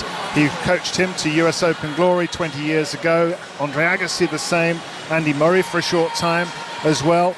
So he's made an impact, but she has clearly picked up on what he's been saying, Annabelle, and run with it, because 2 tournament titles, a win over Iga Swiatek, and here she is in the US Open final. Yeah, I think, number one, he said, I was listening to him give an interview earlier this week where he was saying, number one, she's so humble, she so wants to improve, she's got the right attitude, she works extremely hard, she's got a great mentality towards her tennis, and, she's willing to listen, and I think she really backs him and trusts him, as you've just reeled off those names. I mean, he's a passionate lover of the sport. He's so great tactically and technically.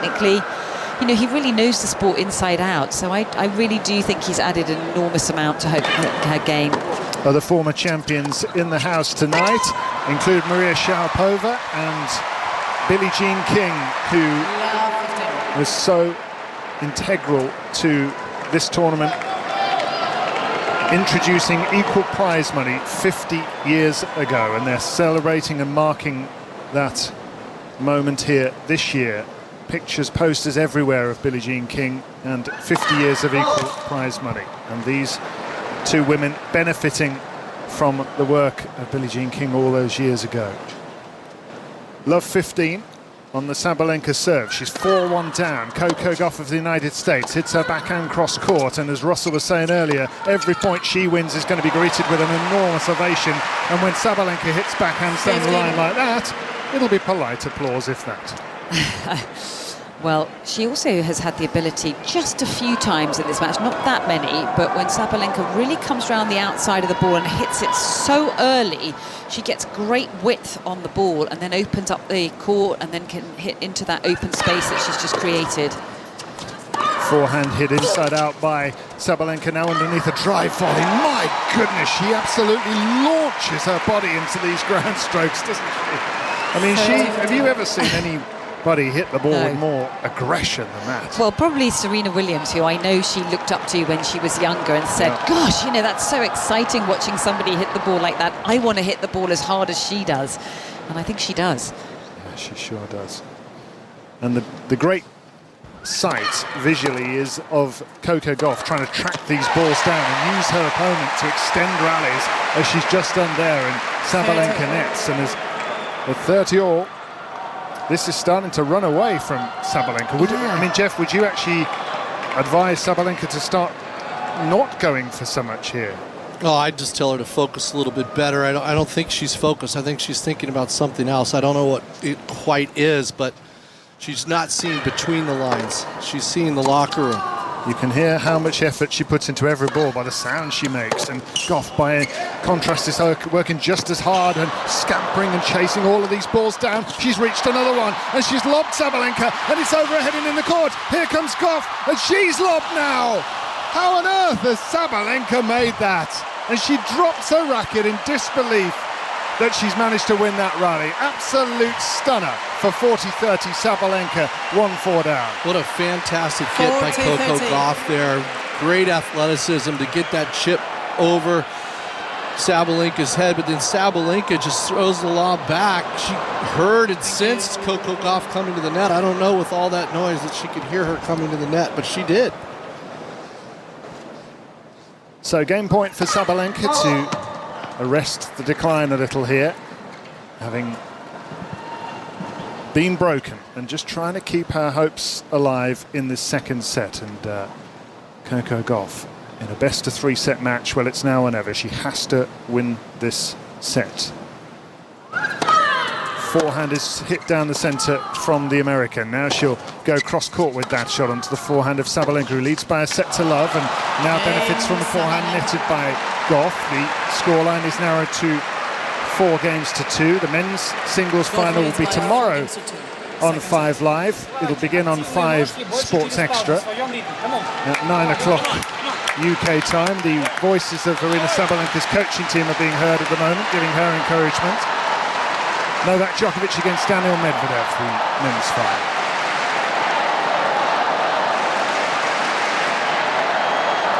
It's becoming quite a rowdy crowd, isn't it? Let's go, Coco. Let's go, Coco. Thank you, ladies and gentlemen. Well, this is a big game for Sabalenka to close this in 2, but also a huge game for Coco to take strides in this match. She had her chances in that previous game and didn't take them for a double break. Gauff. 4-2. She's missed her first serve. There are 23,500 people inside the stadium. There are about 4 of them cheering for Aryna Sabalenka. And Gauff has double faulted, and you can feel the tension in this crowd. Yeah, you can. And so many times in this match, it's the first point of her service games where she's having to play catch up because of the double faults that she's thrown in. It must be so frustrating. Forehand blasted back down the centre by Sabalenka. She's ramping up the pressure once again. Love 15 on Gauff's serve. Gauff leading 4-2 second set, and Sabalenka helps her out with a netted backhand. Yeah, just another unforced error there. That's just a mental error. And, you know, there's nothing you can really... She wasn't going for too much. She wasn't, trying to hit a low percentage shot. She was just going for a regulation backhand cross court, which she hits every single day better than everybody else. That thing was a foot down in the net. So 15-all. Both players pretty edgy right now. Understandable. This is one of the biggest days of their lives. Sabalenka did win a Grand Slam at the Australian Open at the start of this year, but she's not done it as a world number 1 yet, as she smacks her backhand into the net. And Gauff moves further ahead. She's trying to win her first ever Grand Slam title, having reached the French Open final last year and lost out to Iga Swiatek. And again, a great forehand return, one of the best out there. Coco barely gets it back, lobs it into the service line area, and Sabalenka misses an easy backhand at 6 inches down into the net. Body serve by Gauff. Now she has a backhand behind it, cross court, but Sabalenka reaches and nets. She hit the Cadillac sign on the net there on that running backhand.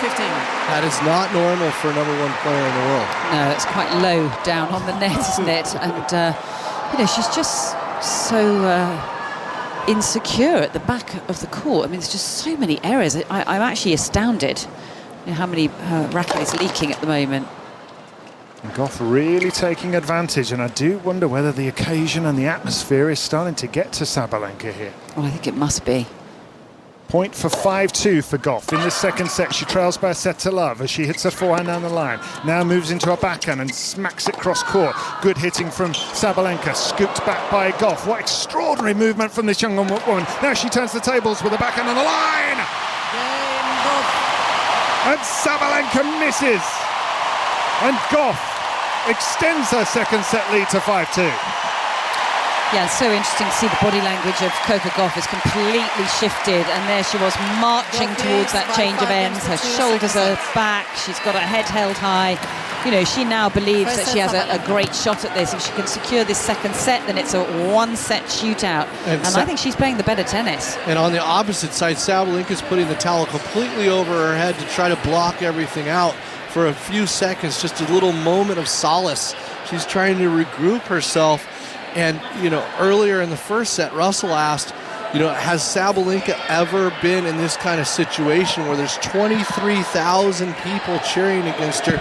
Obviously not, but we're seeing how she's reacting to it. It's like at first it jacked her up, and now it's wearing her down, mentally and physically. Yeah. It has been quite a first hour and a quarter of this match. And at 5-2 now, Coco Gauff has a chance to level this match and take it into a decider. It has been a fantastic day of sport on 5 Live, with England's 27-10 win over Argentina in the first Rugby World Cup match of their campaign, and 1-1 between England and Ukraine earlier on today with a goal from Kyle Walker. All 48 matches at the Rugby World Cup live over the next 7 weeks, either on 5 Live, Sports Extra or the BBC Sport website. And tomorrow, Scotland against South Africa at 4:45 and Wales against Fiji at 8 o'clock. Right here at the US Open, it's the women's singles final, and it is Coco Gauff of the United States trying to level it at 1-set all. Aryna Sabalenka with a big serve out wide to win the first game, trailing 2-5, the first point trailing at 2-5. Yeah, I was just having a look at the unforced error count for Sabalenka. It's up at 29, David. Wow. That is very, very high for the match. 15 in this set, and Coco Gauff just 7 for the set. So that's the biggest difference. I mean, she's handed across so many free points. It's just astounding. Gauff sort of helped her on her way with great defence, but she really has been assisted by Sabalenka, hasn't she? They've been leaking, as you say. Here's a backhand on the line by Sabalenka as she moves to her right and crunches a forehand. Gauff somehow gets it back. They're using the R's because people can't believe how she's getting to these. She nearly hits the winner down the line with a backhand, but that one's just out. We also have to think back to that One Love game, Jeff. You know, she was 6-2 up. She had Coco Gauff down 15-40, and Coco was starting to look as if she really didn't believe this was going to be her day. And she just let her off the hook with errors again. Yes. And that was a major turning point in this match. 2-5, Sabalenka just trying to make Gauff serve for this second set. Put the pressure on if she can. The Stars and Stripes United States flag is fluttering and hanging from the rafters here with the roof on, white roof with its metal beams. There's a forehand hit cross court by Gauff, who's trying to live up to the hopes of her nation and give them something else to be proud of at this US Open as she smashes a forehand cross court winner to close the gap in this game. 30-15 Sabalenka. Yeah, well, Sabalenka's not going to ever feel she's out of this match. If she came back from her last match in the semifinals down 6-0, 5-3, you would think that she would just check out on that one, and she didn't. She came back and won 7-6, 7-6. So I think even at this stage in this set, although she's up a set, she's not going to let Gauff just have it. Huge serve by Sabalenka. I mean, I don't think I've ever seen a player try to hit the ball harder on every stroke than she does, and with efforts that you can hear to go with it. 30-15. Serves that one onto the backhand. Hit down the line by Gauff, who's a set down, but 5-2 up second set. Now racing again, but can't reach that forehand. You'd have had to jump in a sports car to reach that. There's some rockets attached to your shoes. Yeah. I remember when Dmitry Tursunov was coaching Sabalenka, and because Annabelle asked me, what would you tell her to do right now? And Dmitry Tursunov literally stopped talking to her altogether for 2 months. Really? Yeah, he stopped talking. He was traveling with her. He was with her at every match, but he stopped talking to her for 2 straight months. That's what kind of personality she has, because you know what he said? Here's a little chip forehand long by Sabalenka. That's out, and Gauff narrows the gap to 40-30. What did he say? You know what Dmitry said? He said, I've told her everything she needs to do, but she just has to do it. Fair enough. So his view was, I'm not going to tell you again. I've told you 100 times. You just do it or you and don't did it work? do it. Well, here she is. Okay, we've just seen Monica Seles, the great champion, on our screen as well. She and Maria Sharapova both in the house tonight. Backhand on the line by Sabalenka. Hits the outside edge of the baseline there. And Sabalenka holds. So asks the question of this 19-year-old from the United States of America, Coco Gauff. Gauff leads by 5 games to 3. Second set. I'm sort of hoping that this match is going to build towards a crescendo, because I really feel like neither of them have played their best tennis. It's been very staccato in terms of what we've been watching. It's not the highest level tennis that either of them have played during the course of the tournament, but I sort of feel if Coco can get this set under her belt, then we might start to see both of them really pull out all the stops for a final set. And you know, it'd be nice if we could see them both playing their great tennis at the same time. Certainly what the crowd wants, isn't it? Thank you, ladies and gentlemen. You're welcome. Can barely contain themselves, the crowd here. Eva Azdaraki-Moore is the umpire, just asking for a little quiet from this crowd. I don't understand the thank you part. Quiet, please, I understand. The thank you. Well, You're welcome. You're supposed to say you're welcome. A lot of people like to say thank you, Jeff, after asking for things. Here we are with a forehand cross-court by Sabalenka. She crunches another one down the line. Gauff's getting all of these back as she serves for this second set to try to level this match. Hits a forehand cross-court. Sabalenka meets it in kind. Down the line goes Gauff with a forehand that used to be a liability. Well, there it's a weapon. That was a perfect point from her, wasn't it? Patient, getting the balls back into play with enough on it to stop the aggression, and just waiting for the right ball, early preparation, and then she's the one that strikes into the open space down the line. Really beautiful forehand, that one. I think she's definitely playing the better tennis. Yeah, she deserves the scoreline in the second set for sure, does Gauff. 15-love, 5-3. Serves this one onto the forehand, hit off the top of the net by Sabalenka. It finds the court, and she's hitting a huge backhand behind it. They're just forcing Gauff backwards, these enormous strikes. And this one hits the baseline. It's too much for Gauff on the baseline, and 15 all. Yeah, Sabalenka actually sprinted underneath that one, didn't she? She didn't want to get hit by that ball that was coming towards her, so she quickly ducked and went underneath it. Didn't see that too often. It had a weird spin on it. I don't think she knew when it was going to break down, and she was like, it could hit me right on top of the head. Yeah, a bit like that pigeon got me yesterday. Oh, really? Yeah, I had one of those yesterday, and I had a second dumping today on my nose. That's good luck. It's going well, Annabelle. Well, I'm told that's good luck. Blocked return by Sabalenka into the bottom of the net. Listen to this crowd. Talk about the need of a disinfectant wipe. No, exactly. Jeepers. Well, even better was that Tim Henman told me he got done in Central Park as well. That made me feel better. They're just targeting ex-British tennis pros. 30-15 here. Gauff 2 points away, and she's just unleashed a 118-mile-an-hour serve that has caused Sabalenka to duck out of the way. That's why you hear the oohs and the ahs from this crowd. Serve goes onto the forehand. It comes back at about 100 miles an hour from the forehand of Sabalenka. She's trying to get back into this set now as she hits a huge forehand down the line. It's scooped back by Gauff. This to try to set up set point from Gauff. How has she got that back in court? Now she jumps into a backhand down the line. Turning the tables, defence into attack. She's got Sabalenka on the run. A forehand cross court from Gauff. Now she'll hit a forehand volley. Listen to this. Wow.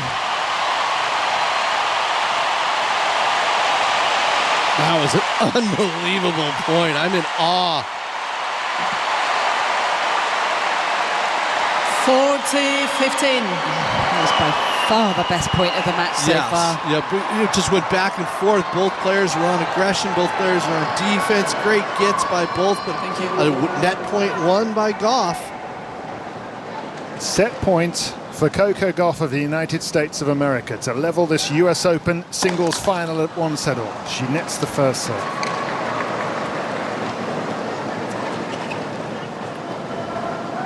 Gauff just settling herself down with a second serve on set point to level. She digs out a forehand off an enormous forehand return by Sabalenka. It goes long. Second set, Gauff. By 6 games to 3. People on their feet all around us inside the Arthur Ashe Stadium, high-fiving, punching the air.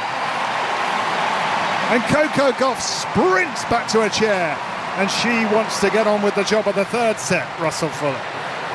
A deciding set to determine the US Open champion of 2023. England have beaten Argentina 27 points to 10 in the Rugby World Cup. We'll hear from head coach Steve Borthwick after the latest 5 Live News with Shabnam Yunus-Jewel. Listen on BBC Sounds. This is BBC Radio 5 Live. And here is the news. The Met Police say they recaptured the escaped prisoner Daniel Khalif by pulling him from a bike on a canal towpath in the Northolt area of London. The 21-year-old terror suspect managed to get out of Wandsworth Prison on Wednesday after he strapped himself to the underside of a food delivery lorry.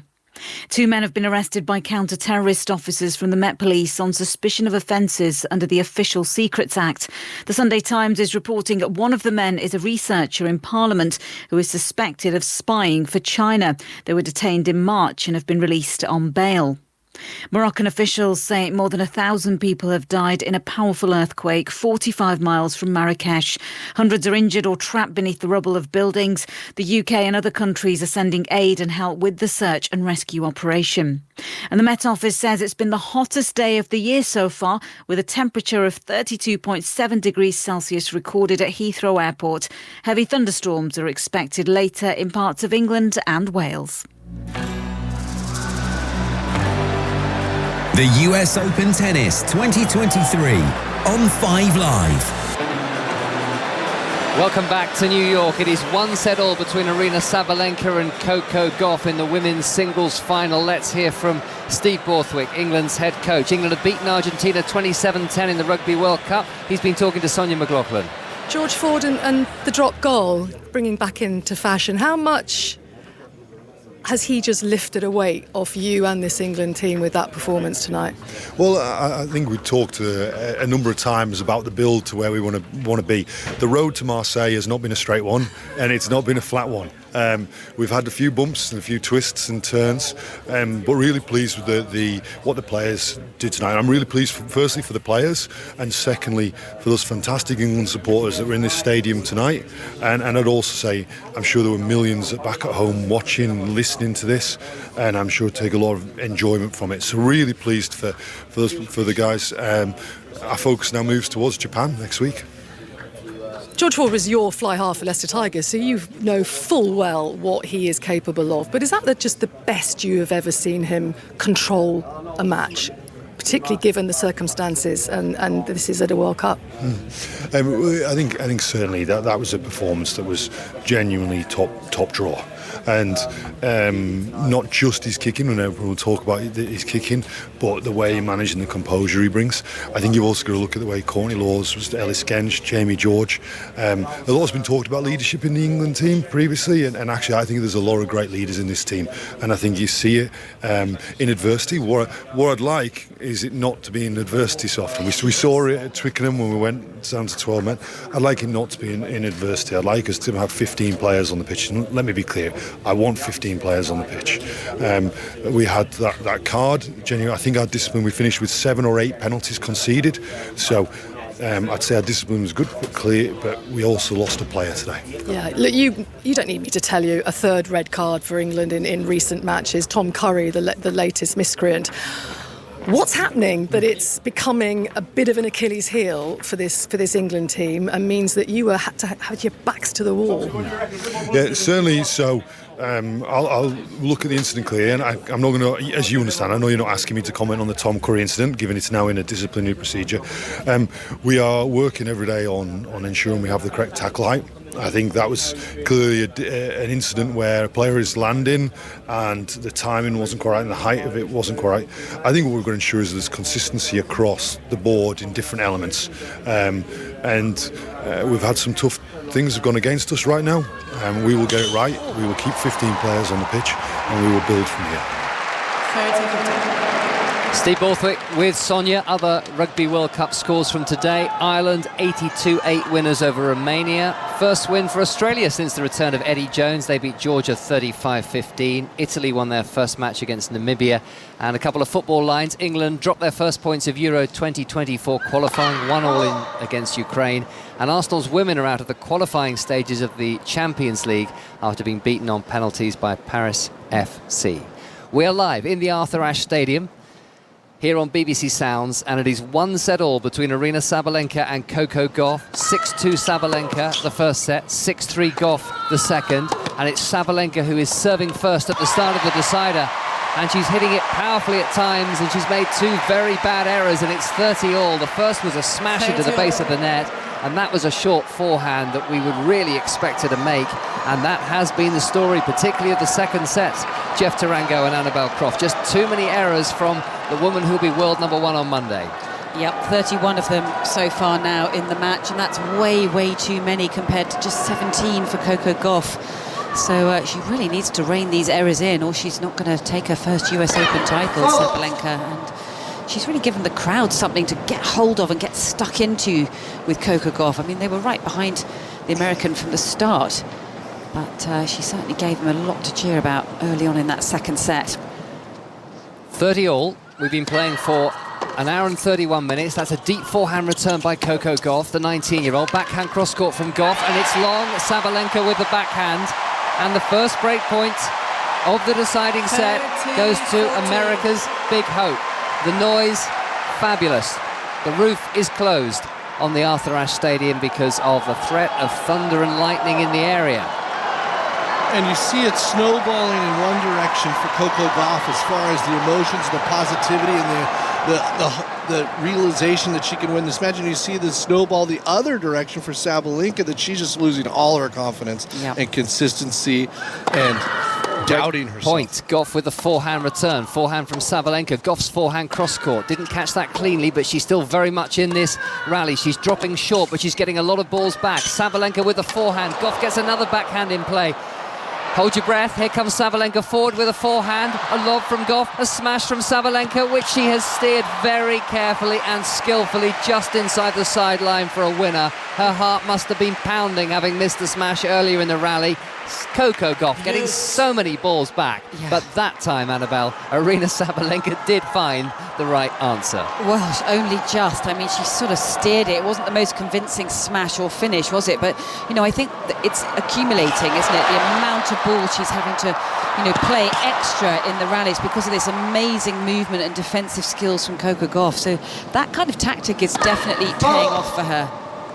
Juice, and I think also at the end of the second set, as she was growing in confidence, we saw a bit more aggression, didn't we, from Coco Gauff? She was trying to impose herself a little bit more on Aryna Sabalenka rather than just being somebody who gets a lot of balls back and waits for errors. It's juice. It's a second Sabalenka serve. It's a good one. So is the forehand return by Gauff, and there's another forehand error. It's that forehand wing that has really compromised Sabalenka's game tonight, and she's break point down for a second time. Yeah, and the trouble is, once it gets into your head a little bit, you then don't know whether to just release and let the racket head go, which she's been doing, and she'd been missing long, or sometimes she sort of slightly hesitates, and you can see it's just a bit pushy on the forehand, and she's just got that fraction of a second delay of getting that racket head through, and then she's missing into the net, so she's really unsure of that side now. I think also, Jeff, we've both been talking about the movement. You know, she's never quite, or not always, but sometimes the footwork isn't quite there, is it? And that's nerves because you're not getting your feet in the right position. It's adrenaline. Second break point for Gauff. Second serve Sabalenka. Backhand return Gauff. Onto the baseline. Forehand Sabalenka. Also just inside the baseline. Forehand Sabalenka hits the net. Is it going to be a net cord winner? Reached by Gauff, who steers it to the back of the court. The lob from Sabalenka and the smash from Gauff. Who is on a roll. She takes the second set by 6 games to 3, and she breaks in the opening game of the decider of the US Open final. First game, final set. Well, you'd think that would be lucky to get that lead cord there, but Coco was so quick to get there. She played a great slice back and hit the back of the baseline and skidded off. Sabalenka barely got the ball back, and that just set the point up for Coco, who did a great job of making that overhand, because in that pressure situation, that's not the easiest of shots. No, because that ball was going away from her on the right-hand side, and normally if you want to smash, you want to be over your left shoulder and be able to sort of slam it down into the court. But I have to say, her movement compared to Sabalenka's has been exceptional. She made no hesitation. She went after it and snapped that wrist over the top of the ball. Outright winner. And she's really feeding off the energy of this amazing crowd. Yeah, and that's what we alluded to before the match started, right? The more she gets into the crowd, the more the crowd gets her going, she's going to just blossom, and that's what she's doing right now.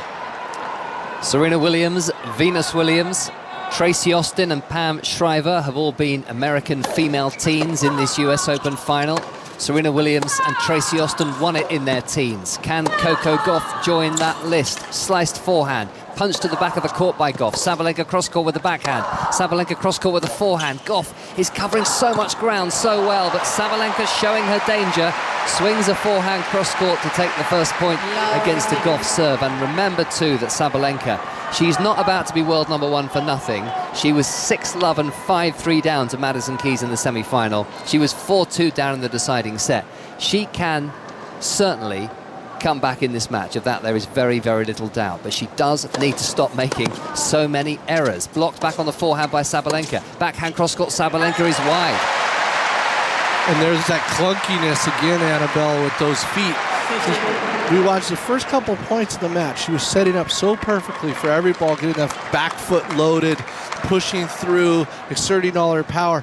Now it looks like her shoelaces are tied together. Have you ever tried to play tennis with your shoelaces tied together? I have. My dad made me do it a few times. Really? Just to kind of get my shuffling better. Interesting. Yeah, but that's the way she looks right now. Yeah, and there's been a couple of shorter balls where Coco's been sort of lunging at the ball and it's been coming over the net, and you're looking at the movement of Sabalenka and thinking, move up the court, what are you doing? And she hesitates, and then she's not quite in position. 15-all, second serve from Gauff, forehand cross-court Sabalenka. Sabalenka with real power, but it's hit the net, and it's spun over, but it's spun wide.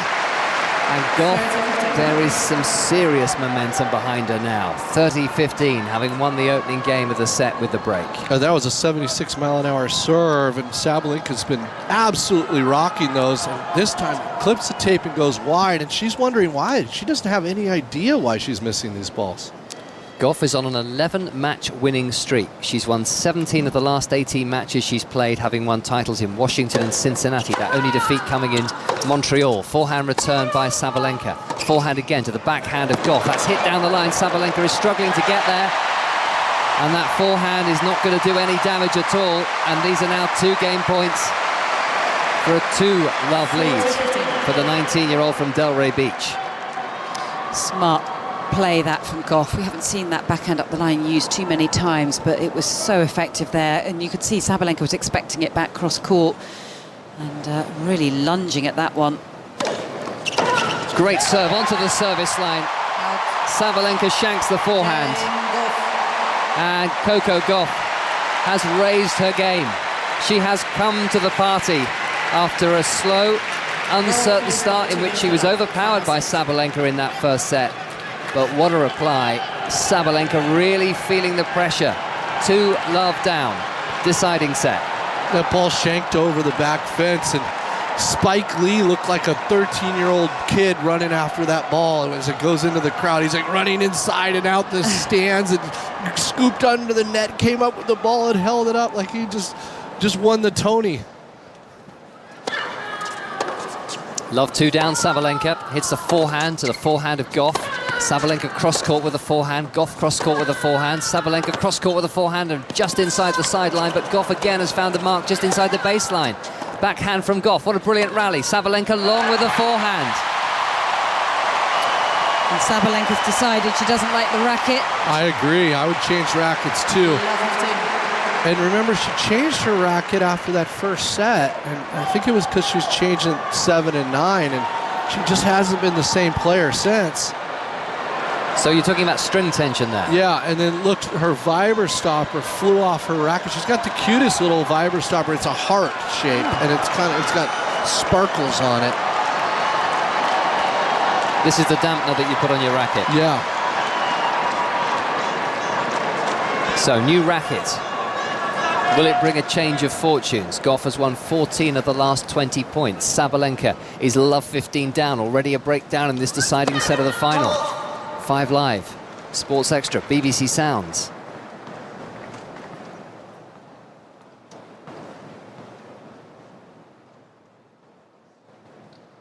Sabalenka, second serve down the tee, forehand with a bit of air from Gauff, and that's a terrible forehand from Sabalenka. And she's going to change the racket again. Yeah. She is, I can't believe it. She needs the tighter strings because everything's flying on her. Everything.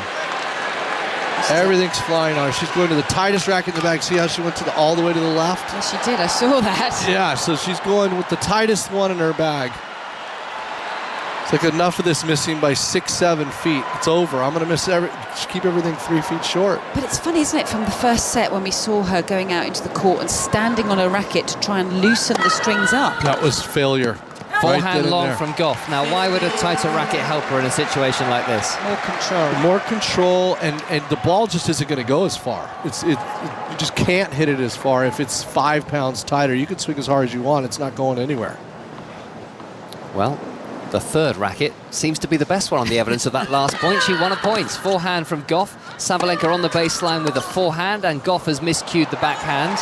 And if this racket sees Aryna Sabalenka all the way to the title, you'll be a believer. it's going to be in a museum somewhere in Belarus. Yeah, I mean, even that last forehand looked more secure, didn't it? It didn't look like it was going to fly off the strings. It had more security on the racket face.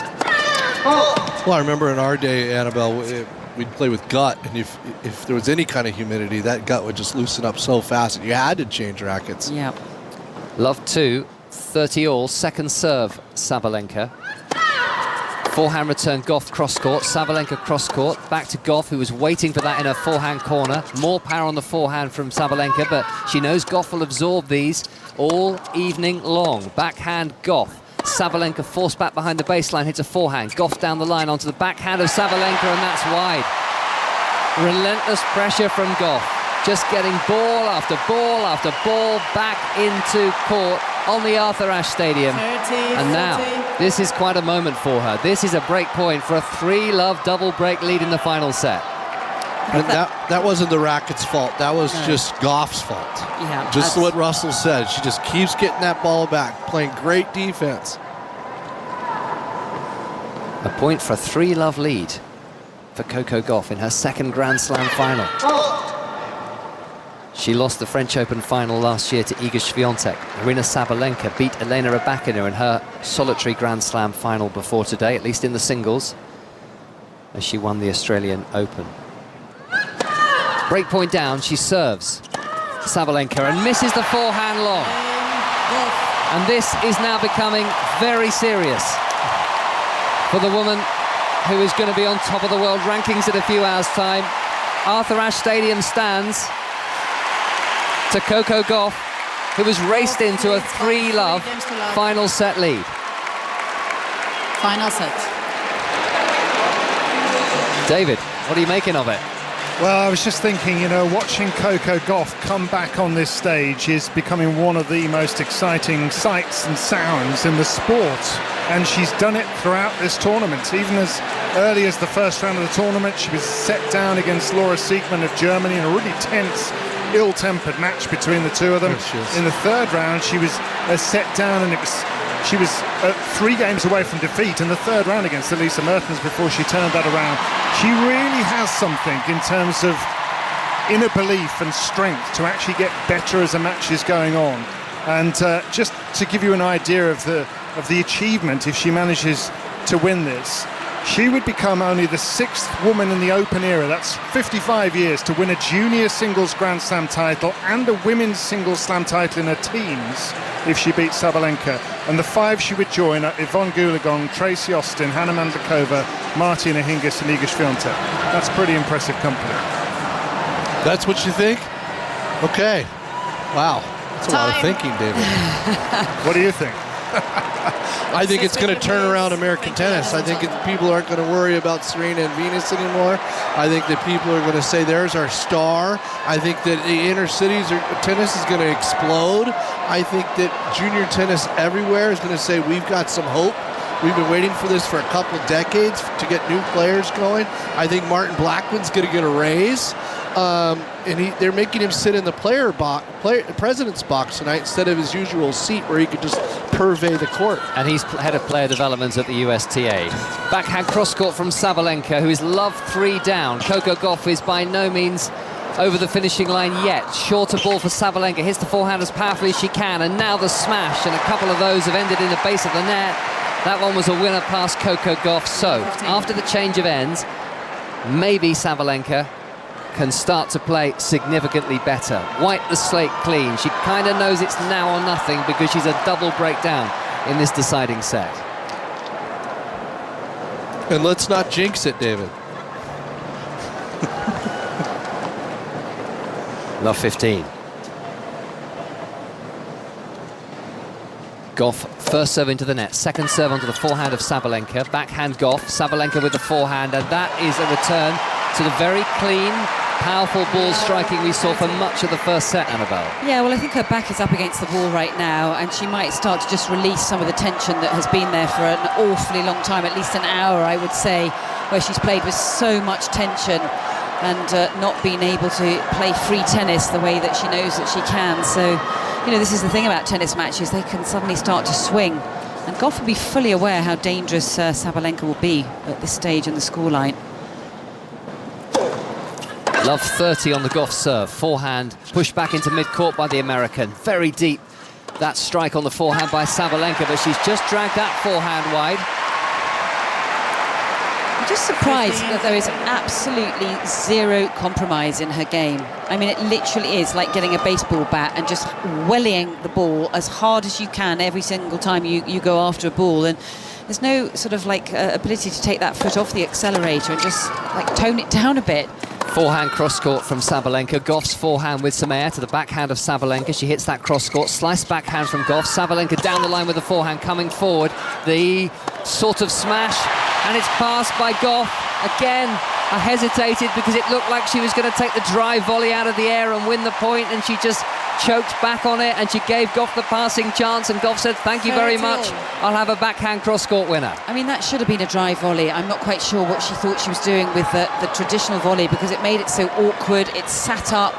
You know, it was high forehand volleys are difficult if you're going to go for the traditional one, and it was there for the asking for the drive volley. Real lack of conviction there from Sabalenka, who is beaten now by Gauff, who makes the most of a short service return, comes into the middle of the court, hits a backhand cross-court, and now a chance for a 4-love lead for the 19-year-old. Isn't she? I mean, she's just on fire now, Coco Gauff. She's growing in stature. Really capitalizing on all the sitters, all the errors, just taking advantage of all of it now. Game point, forehand Sabalenka, long. And she's used to the pace of Sabalenka. It took her a set to get used to that pace, and she's just early now. And even Sabalenka's hardest shot, she's taking a step into it instead of just blocking it back. And Sabalenka then is not afforded as much time.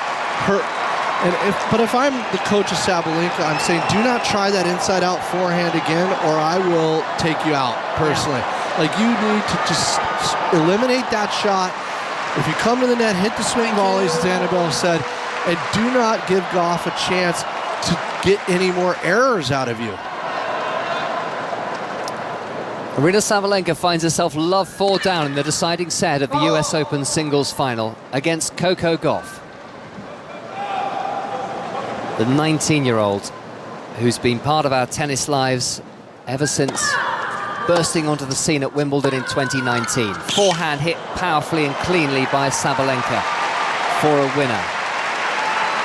Can she haul her way back into this match? 4-love down against a player of this caliber, somebody who does not know what it feels like to win a Grand Slam title, admittedly, but everything about her makes you think that she's not going to be somebody who's going to just be seized by tension when the opportunity arises. Ace Sabalenka. But of course, if Sabalenka can get one of the breaks back, then it's a completely different scenario.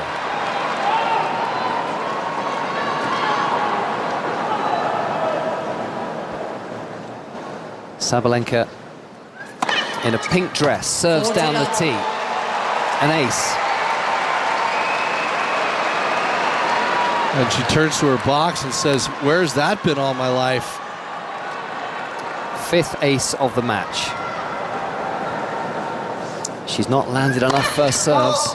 Just 52% of the first serves in, and that is at least 10% down on where she'd like to be, and it does make quite a significant difference. Gauff, 63% of first serves in.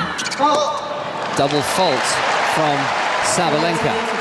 And also 20% behind second serves as well, which is not a good stat, in this set. Yeah. And only 41% overall, but particularly in the third set, that is a very, very low number. She's just won 2 of the 10 points on second serve. Gauff's raised hers a lot. 40-15, Gauff with the forehand return. Sabalenka hits through the forehand. Gauff with a brilliant backhand reply, and Sabalenka has just missed the forehand cross-court.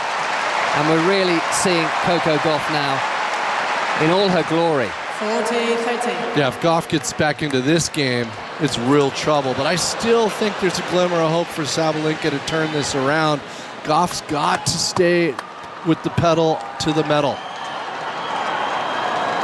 Sabalenka and her father had a dream that she would become the world #1. She will on Monday, and also that she would win 2 Grand Slams before turning 25. Well, she is now 25, so she didn't quite make it, but to all intents and purposes, a second Grand Slam win here would bring her so many memories of her father, who died at the age of just 43 4 years ago.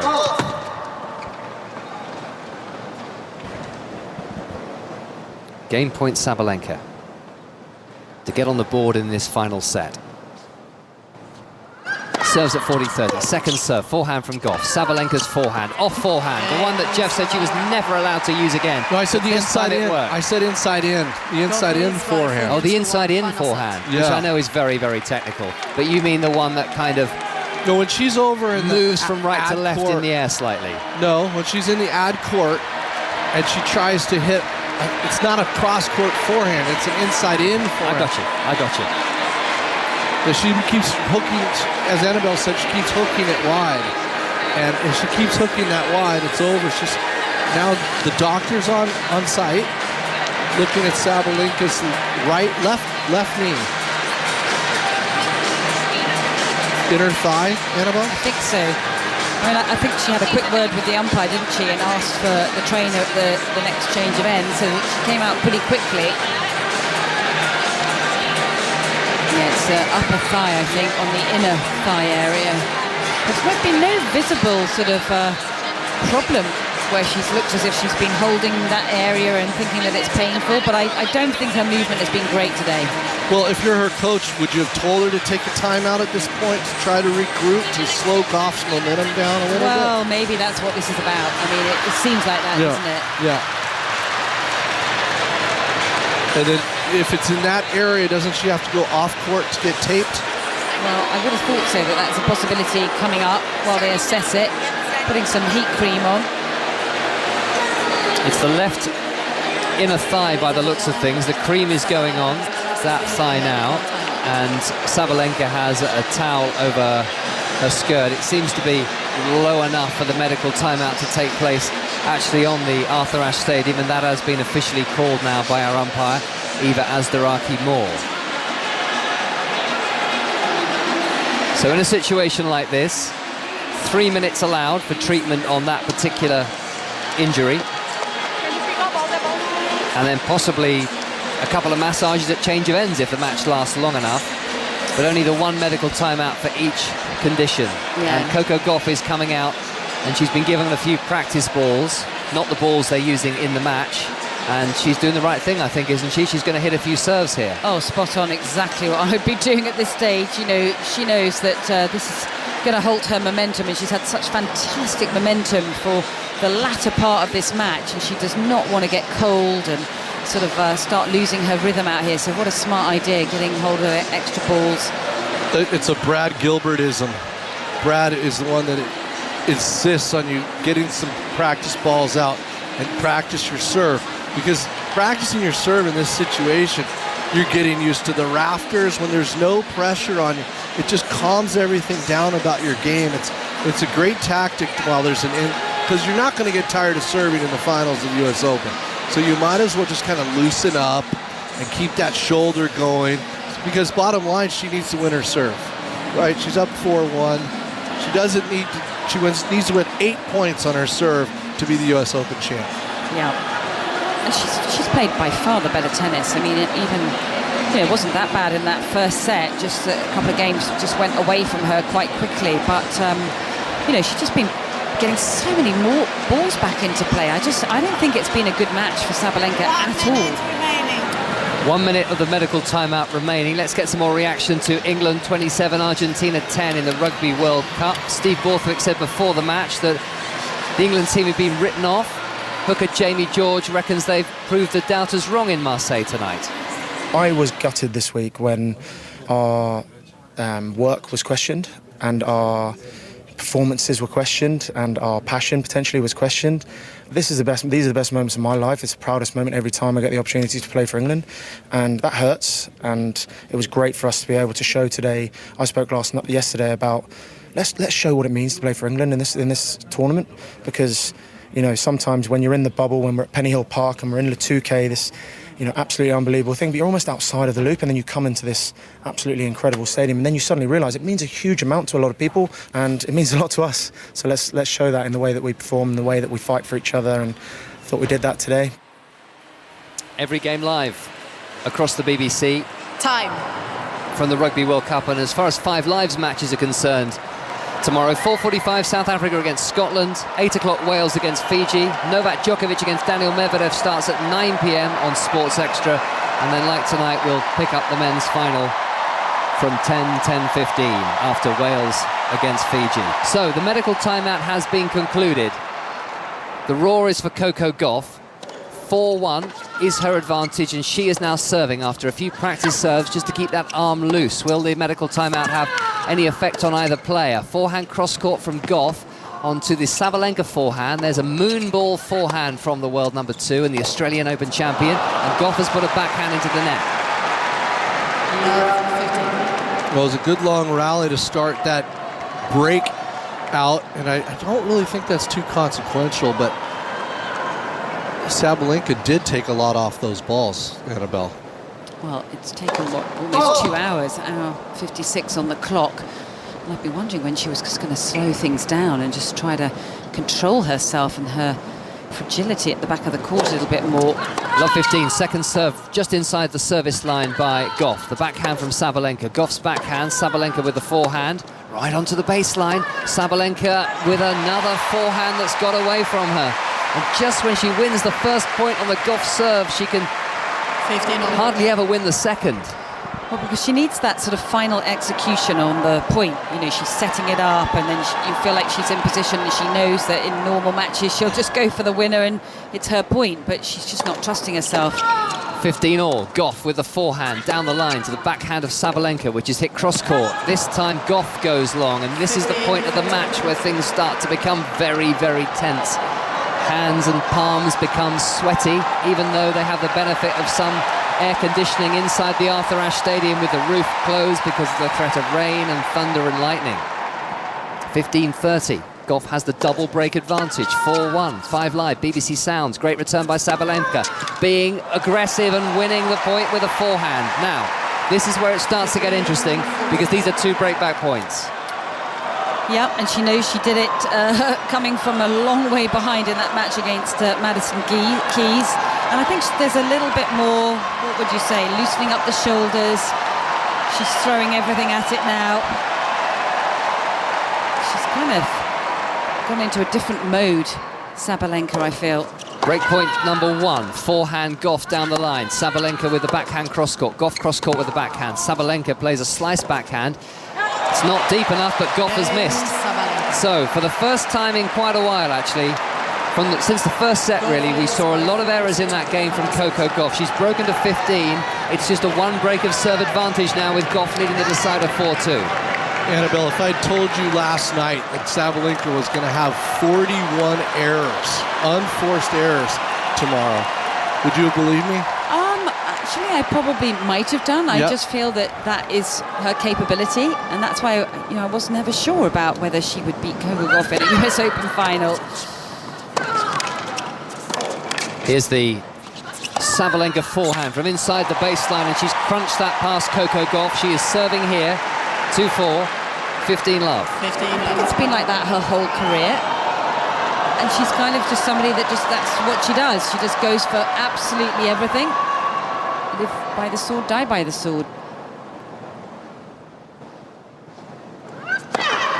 To the forehand of Gauff with the first serve, Sabalenka. A forehand from her dragged wide, and that was all about the deep return from Coco Gauff. That's been the major problem, that particular forehand right there. That inside in. Drags it and just pulls across the ball and cuts across the line of the ball. Missed a lot of this side of the court. Yeah. Hasn't found that one the whole match. 15 all. Backhand reply from Gauff. Sabalenka cross-court with a forehand. Gauff's forehand cross-court. Forehand cross-court Sabalenka. Nice angle, but Gauff is there now. Sabalenka down the line on the forehand to the backhand of Gauff. Gauff's backhand. Sabalenka on the run with the forehand cross-court. Gauff will go down the line. Sabalenka hits the backhand deep. She's back in the point now, Sabalenka, with a powerful forehand to the Gauff backhand, but it's brilliant defence from the 19-year-old. Sabalenka now looking for the gap in those Gauff defences. A forehand, then she hammers a backhand, and she's just dragged the backhand wide of the sideline. She cannot believe she's missed by millimetres, but again she's under pressure on serve here, having just got one of the 2 breaks back. Yeah, how things are swinging in this match. It's incredible, the ups and downs of Sabalenka. When she's on, she's unbeatable, and then she just goes to the point where she can't make her most basic shots. I think she just can't find the gaps, and that's down to the pressure that Gauff is putting on her with her ability to just keep on extending the rallies as much as she can. It's been a great tactic, and it's paid off over the long haul of this match. 15-30 down. Sabalenka just missing. Down the centre she was aiming, down the tee, hoping her first serve would come to her rescue.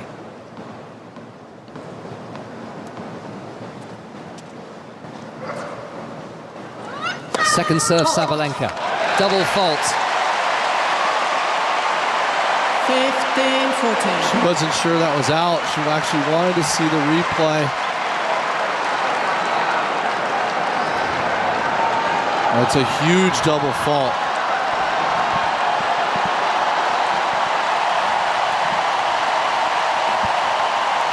Can't tell who this crowd wants to win. Can't quite tell. For the comfort of a double break advantage once again. 2 break points for Coco Gauff for a 5-2 lead. Sabalenka is just trying to make her feelings clear to our chair umpire Eva Azdaraki Moore. She's going to serve now.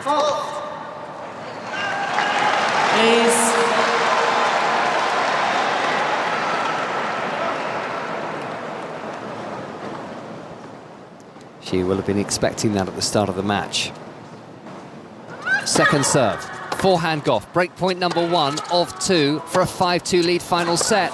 Gauff onto the baseline, Gauff with the backhand, onto the sideline. Now she's got a really short ball, Coco Gauff, and she's never going to miss that one. Handed back one of the breaks, immediately snatched it out of Aryna Sabalenka's hands once again. The cushion is a large one. The cushion seems a comfortable one from here, but when you're trying to win your first Grand Slam singles title, then 5-2 and a double break advantage is probably not quite as big a margin as you would like. But Jeff, Annabelle, Coco Gauff now is very, very close to the breakthrough we've been expecting since 2019. Well, she's just inching closer, right? It doesn't matter if she's breaking or holding. She just needs to inch closer. She's got the game advantage. She's up 4-2 at that point. She just needs 2 more games, 8 points. Now it's only 4 points. So it doesn't matter if she's serving or returning. She just needs to get closer and closer. Yeah, just 2 unforced errors in this set is outstanding, isn't it? I mean, that's the biggest difference. 2-13. I mean, it's just huge because she's not giving anything away. She's forcing Sabalenka to have to play at an extremely high level to get any points on the board, and she's just not able to. I don't think the level's been there even from that first set, to be honest with you. I think she got away with that first set because Gauff was probably a little bit nervous and wasn't really flowing that well. A lot of double faults. And she was really bringing the hammer down, I suppose, on a few points and was intimidating her. But, you know, I'm surely she's got to look back at set and 15-40. Should have had that first game under her belt on that second set, and she let Gauff off the hook and the crowd got involved and the whole thing has gone in a totally different direction since then. That was the changing point, wasn't it? If you look back on it. Thank you. Hindsight is 2020. Coco Gauff is serving for the US Open title. Backhand return from Aryna Sabalenka. Forehand Sabalenka cross court. Gauff with the forehand. Sabalenka with a forehand to the Gauff backhand. Forehand Sabalenka cross court. Gauff with a forehand, pushed more down the line. There's more heat from the other end from Sabalenka, who's gone long with that forehand. How many of those have we seen where she just misses it by 4 or 5? She's like, I just keep lifting it. Yeah, I can't hit down on the ball. I keep lifting it, she's saying with her arms down there. She's telling her coaches, I just can't keep the ball down. What's wrong with me?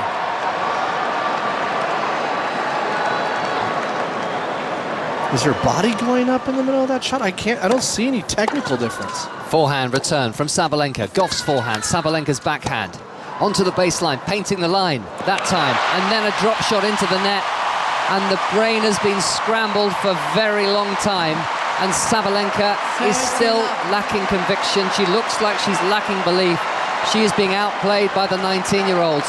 And it is that 19-year-old, Coco Gauff, who is now 2 points away from realising her dream of becoming a Grand Slam champion. She serves swiftly. Sabalenka hits a fine return, but the defence is immaculate by Gauff. One more ball at least for Sabalenka to play. Now she returns on the backhand. Gauff with the backhand. Sabalenka with a forehand. Gauff on the move with a forehand cross-court. Sabalenka cross-court with a forehand. Gauff sends a little moon ball skywards and Sabalenka makes the error. She obliges. She puts the backhand cross-court over the baseline. And this is Coco Gauff's moment. The Arthur Ashe Stadium stands. Just listen to this. This is New York. And this is Coco Gauff's moment.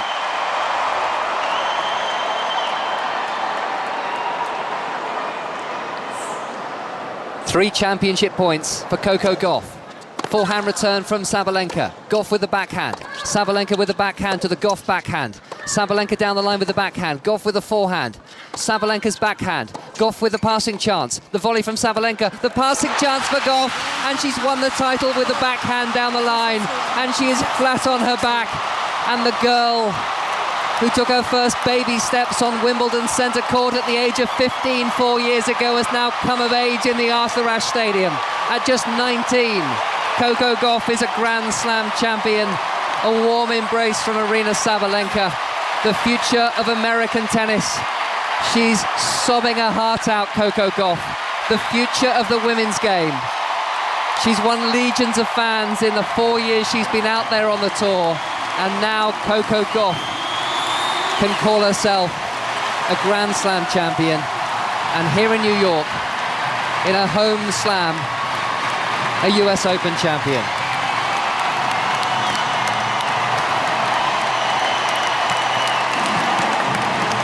Well, there's a lot to take in here, isn't there? I mean, I can't imagine what her dad's thinking at this point. Brad Gilbert, Annabelle, what are you thinking? You're in tears. You're in tears. Come on. Help me out here. Are you okay? Yeah, I just think it's just so emotional watching this. It's just unbelievable. She's making her way up through the stand, and now she's going to have a moment that so many champions have enjoyed over the years. The blue-shirted USTA officials allowing her the hug with her dad,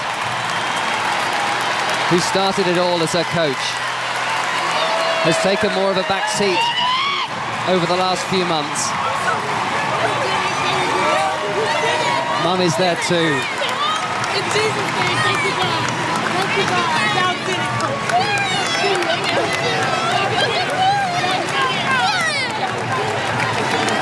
The tears have stopped briefly, I think, for Coco Gauff, but still wiping some moisture away from her cheeks, and now knows that she's got more people she needs to say thank you to as she makes her way down into the players' box. And Brad Gilbert dropping an F-bomb, I think we'll excuse him that. And Per Rieber as well, let's not forget the contribution he's made. They are the coaching team. Brad Gilbert gets a lot of the headlines because he's so well known for what he's done with Andre Agassi in the past. But Per Rieber, the Spaniard, the more understated member of a phenomenally successful summer. She's won in Washington. She's won in Cincinnati. But she's won where it most matters of all, at Grand Slam level. And she's a US Open champion. Girl, baby, girl!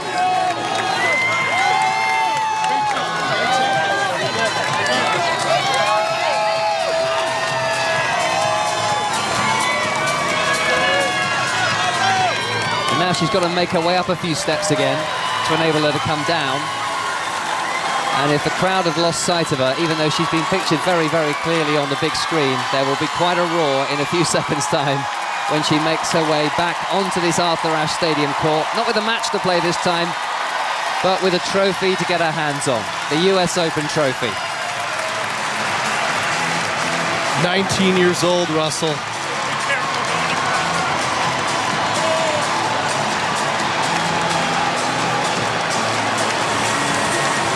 Coco Gauff back on the court.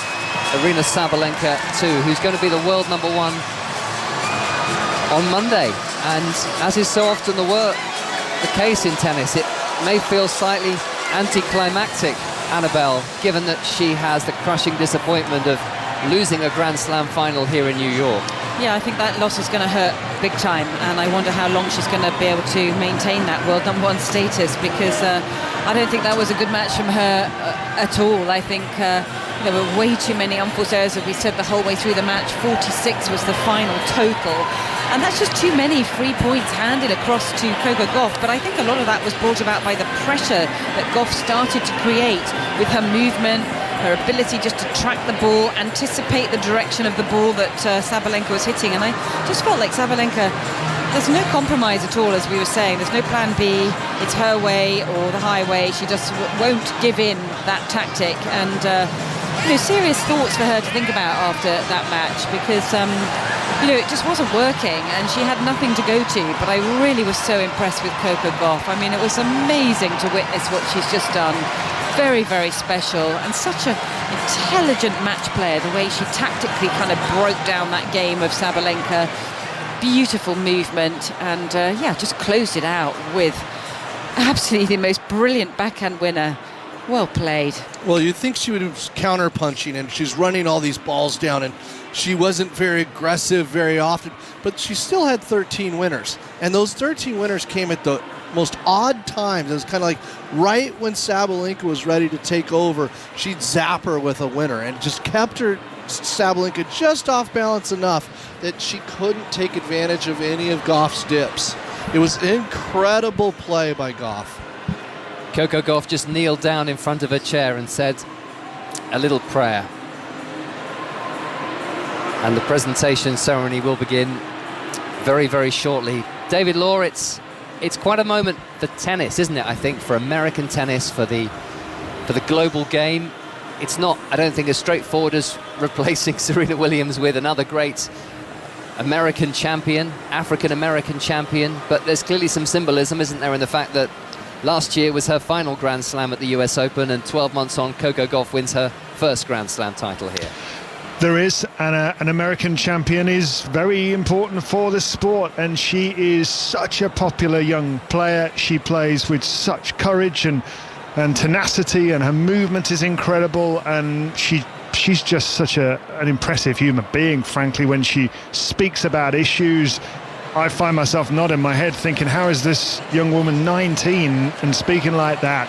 And the fact that she now has a title to go with all that of this magnitude is a massive moment really for the sport, I think, in that regard. And it may be liftoff for her, because she's struggled over the last year or so to elevate and to go again after winning a lot early on in her career and making great strides. But whilst I'm always reluctant to give too much credit for coaches, because Coco Gauff's the one who's won this title. She's the one who's had to do all this hard work and come back from a set down 3 times in this tournament to win this title. She's on a phone at the moment, clearly talking to somebody back home. Could be one of her younger brothers. But Brad Gilbert now has managed to coach players in Andre Agassi and Andy Roddick, and now Coco Gauff, all of whom, within a few months of starting to work with him, have gone on to win the US Open. And that's over a 30-year span. 1994 for Andre Agassi, 2003 for Andy Roddick, now 2023 for Coco Gauff. Quite extraordinary, really. And they've meshed, and it's great to see Coco Gauff so happy, so triumphant, and very deserving of this title. And I wonder who she's talking to. It's not the president, is it?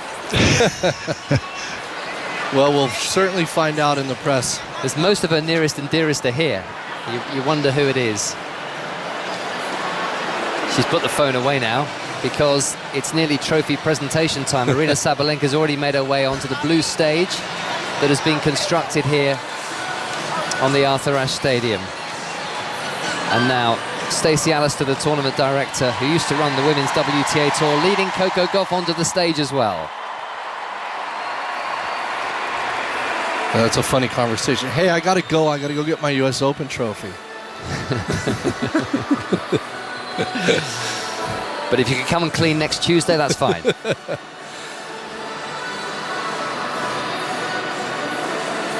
What a scene.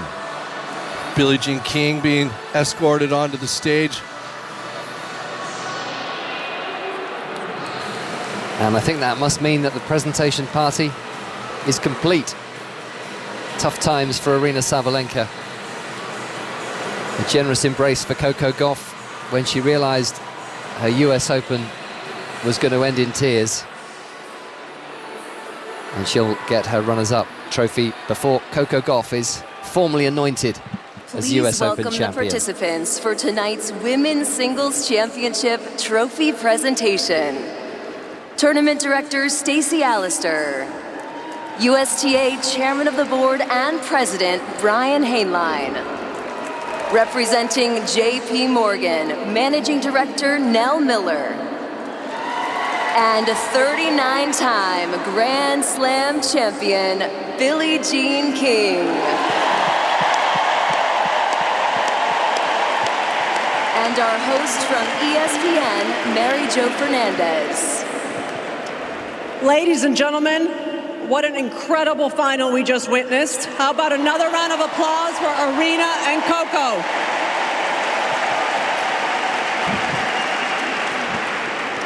The trophies are being carried by two future American champions. Please welcome 12-year-old Blake Chang from Robbie Wagner Tournament Training and 13-year-old Zizou Ahmad from the John McEnroe Tennis Academy in Randall's Island.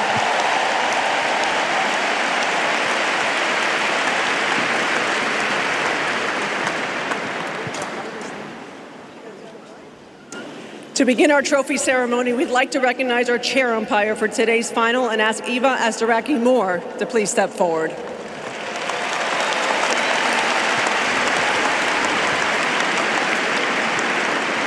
It is now my pleasure to introduce the chairman of the board and president of the USTA, Brian Hainline. Thank you, Mary Jo. Aryna, you are a champion of power and grace. You've had an incredible year, and on Monday, it's official, you become the #1 tennis player in the world.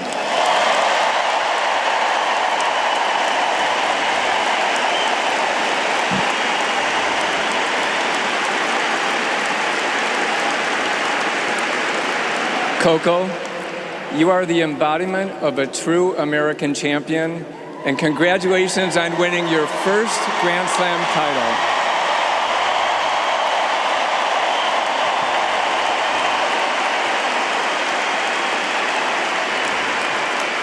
This has been a record-shattering U.S. Open, thanks in part to the senior leadership of the USTA, and thanks in part to the greatest fans in the history of sport right here in New York City.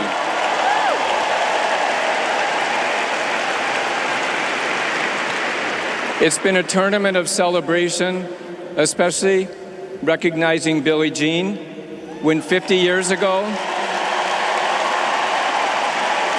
the U.S. Open followed your lead, and we became the first major sporting event in the world to offer equal prize money to men and women.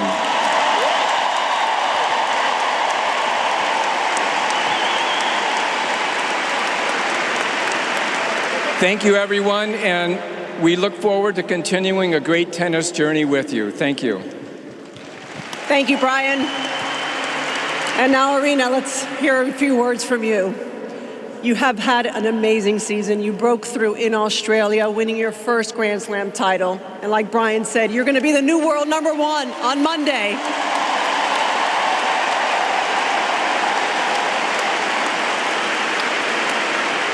What are you most proud of in this terrific year that you're having? I didn't hear the question. What are you most proud of in this terrific year you're having? I don't know.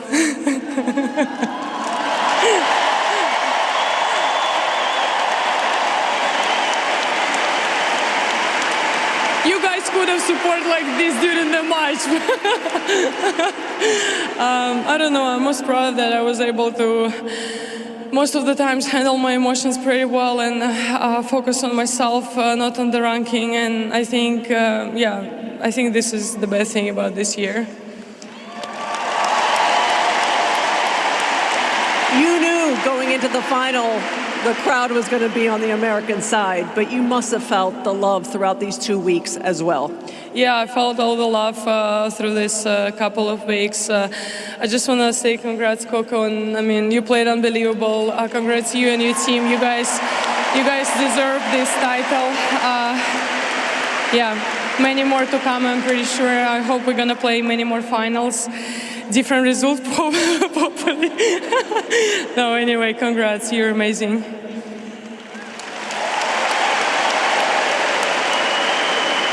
Who do you want to share this moment with in your team, family back at home? Yeah,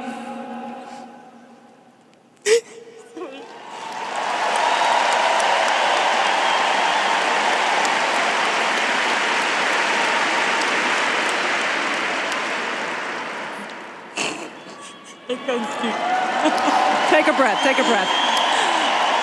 Thinking of family and friends. Yeah, I just is want the to moment send that always becomes a little bit lot more of love difficult to in a my family. situation They've like been awake this. and watching. Sorry for this result. It's so difficult, Aryna. We know what it's like. Everybody's been in your position in the final. Who loses? It's so hard. But your team has been behind you the whole way. Yeah, thank you guys. They know they will be fired after this tournament. Now, as always, we'll come back stronger, right? Thank you for everything you're doing for me. I really appreciate it, and I love you guys. We have no doubt you'll come back stronger, Aryna. And now on behalf of the USTA, Brian Hainline will present Aryna with her trophy. That's the second match in a row she's joked about firing her team afterwards. But that whole speech of hers, you could hear the tears and the emotion, but actually she had a bright smile on her face through most of it. And she's got her runners-up plate, US Open 2023. And now let's hear from our champion, Coco Gauff.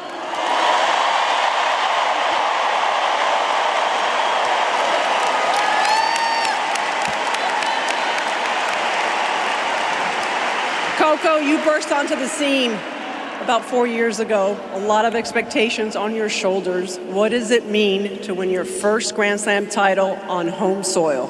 Oh my goodness. It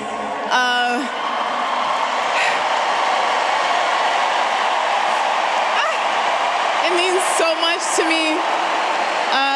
I feel like I'm a little bit in shock in this moment.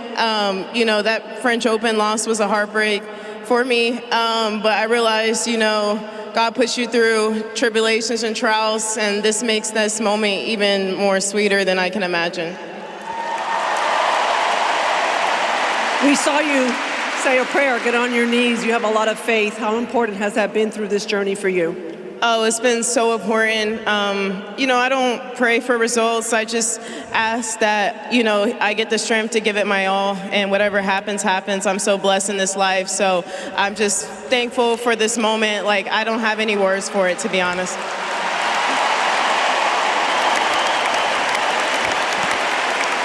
Aryna came out super strong today.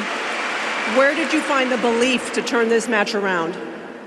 I don't know. I just knew that if I didn't give it my all, you know, I had no shot at winning. Aryna's an incredible player.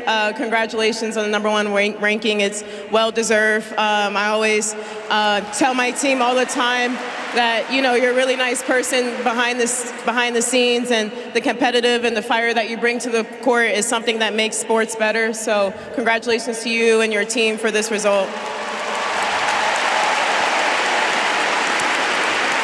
And what about your team?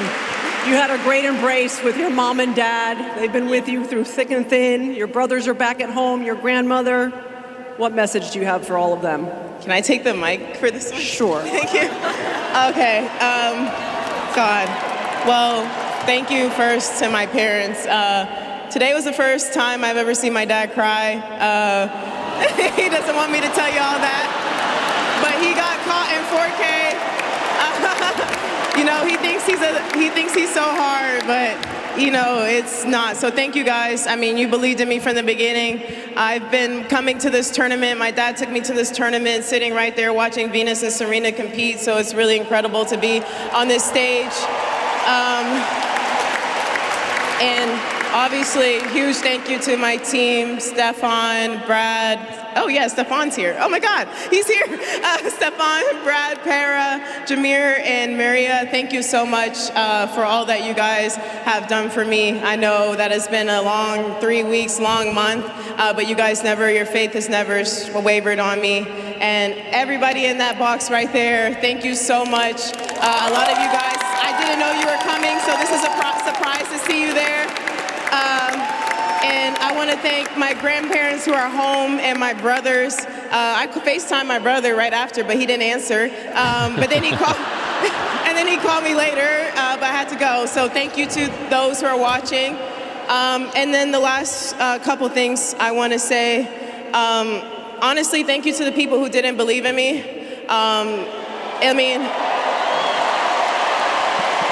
like a month ago, I won a 500 title, and people said I would stop at that. 2 weeks ago, I won a 1,000 title, and people were saying that was the biggest it was going to get. So 3 weeks later, I'm here with this trophy right now. You know, I've tried my best to carry this with grace, and I've been doing my best. So honestly, to those who thought who were putting water on my fire, you're really adding gas to it. And now I'm really burning so bright right now. And last but not least, thank you to New York. Thank you to you guys. You guys pulled me through this fire. The supporters that have me so much to me. So thank you all, and thank you to everyone who made this tournament possible, especially you, Stacey. You put on an incredible tournament. I mean, I remember just being here a couple years ago, and you always believed in me. So thank you for just doing that, and all the ball kids, photographers, staff behind the scenes, everyone who made this tournament possible. Thank you so much, and thank you, New York. Oh my God, this means so much. Thank you.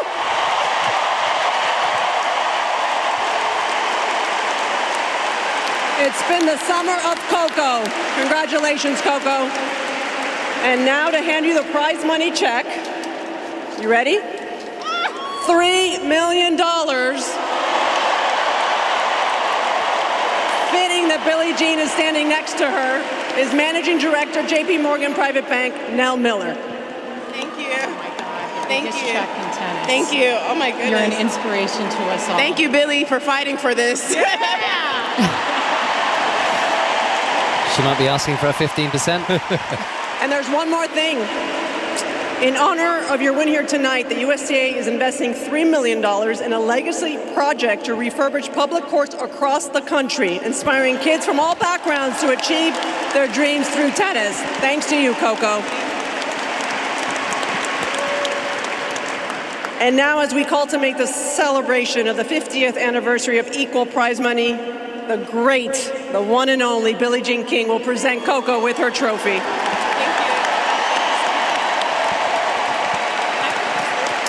It is positively gleaming, the silver trophy. Ladies and gentlemen, your 2023 U.S. Open Women's Singles Champion, Coco Gauff.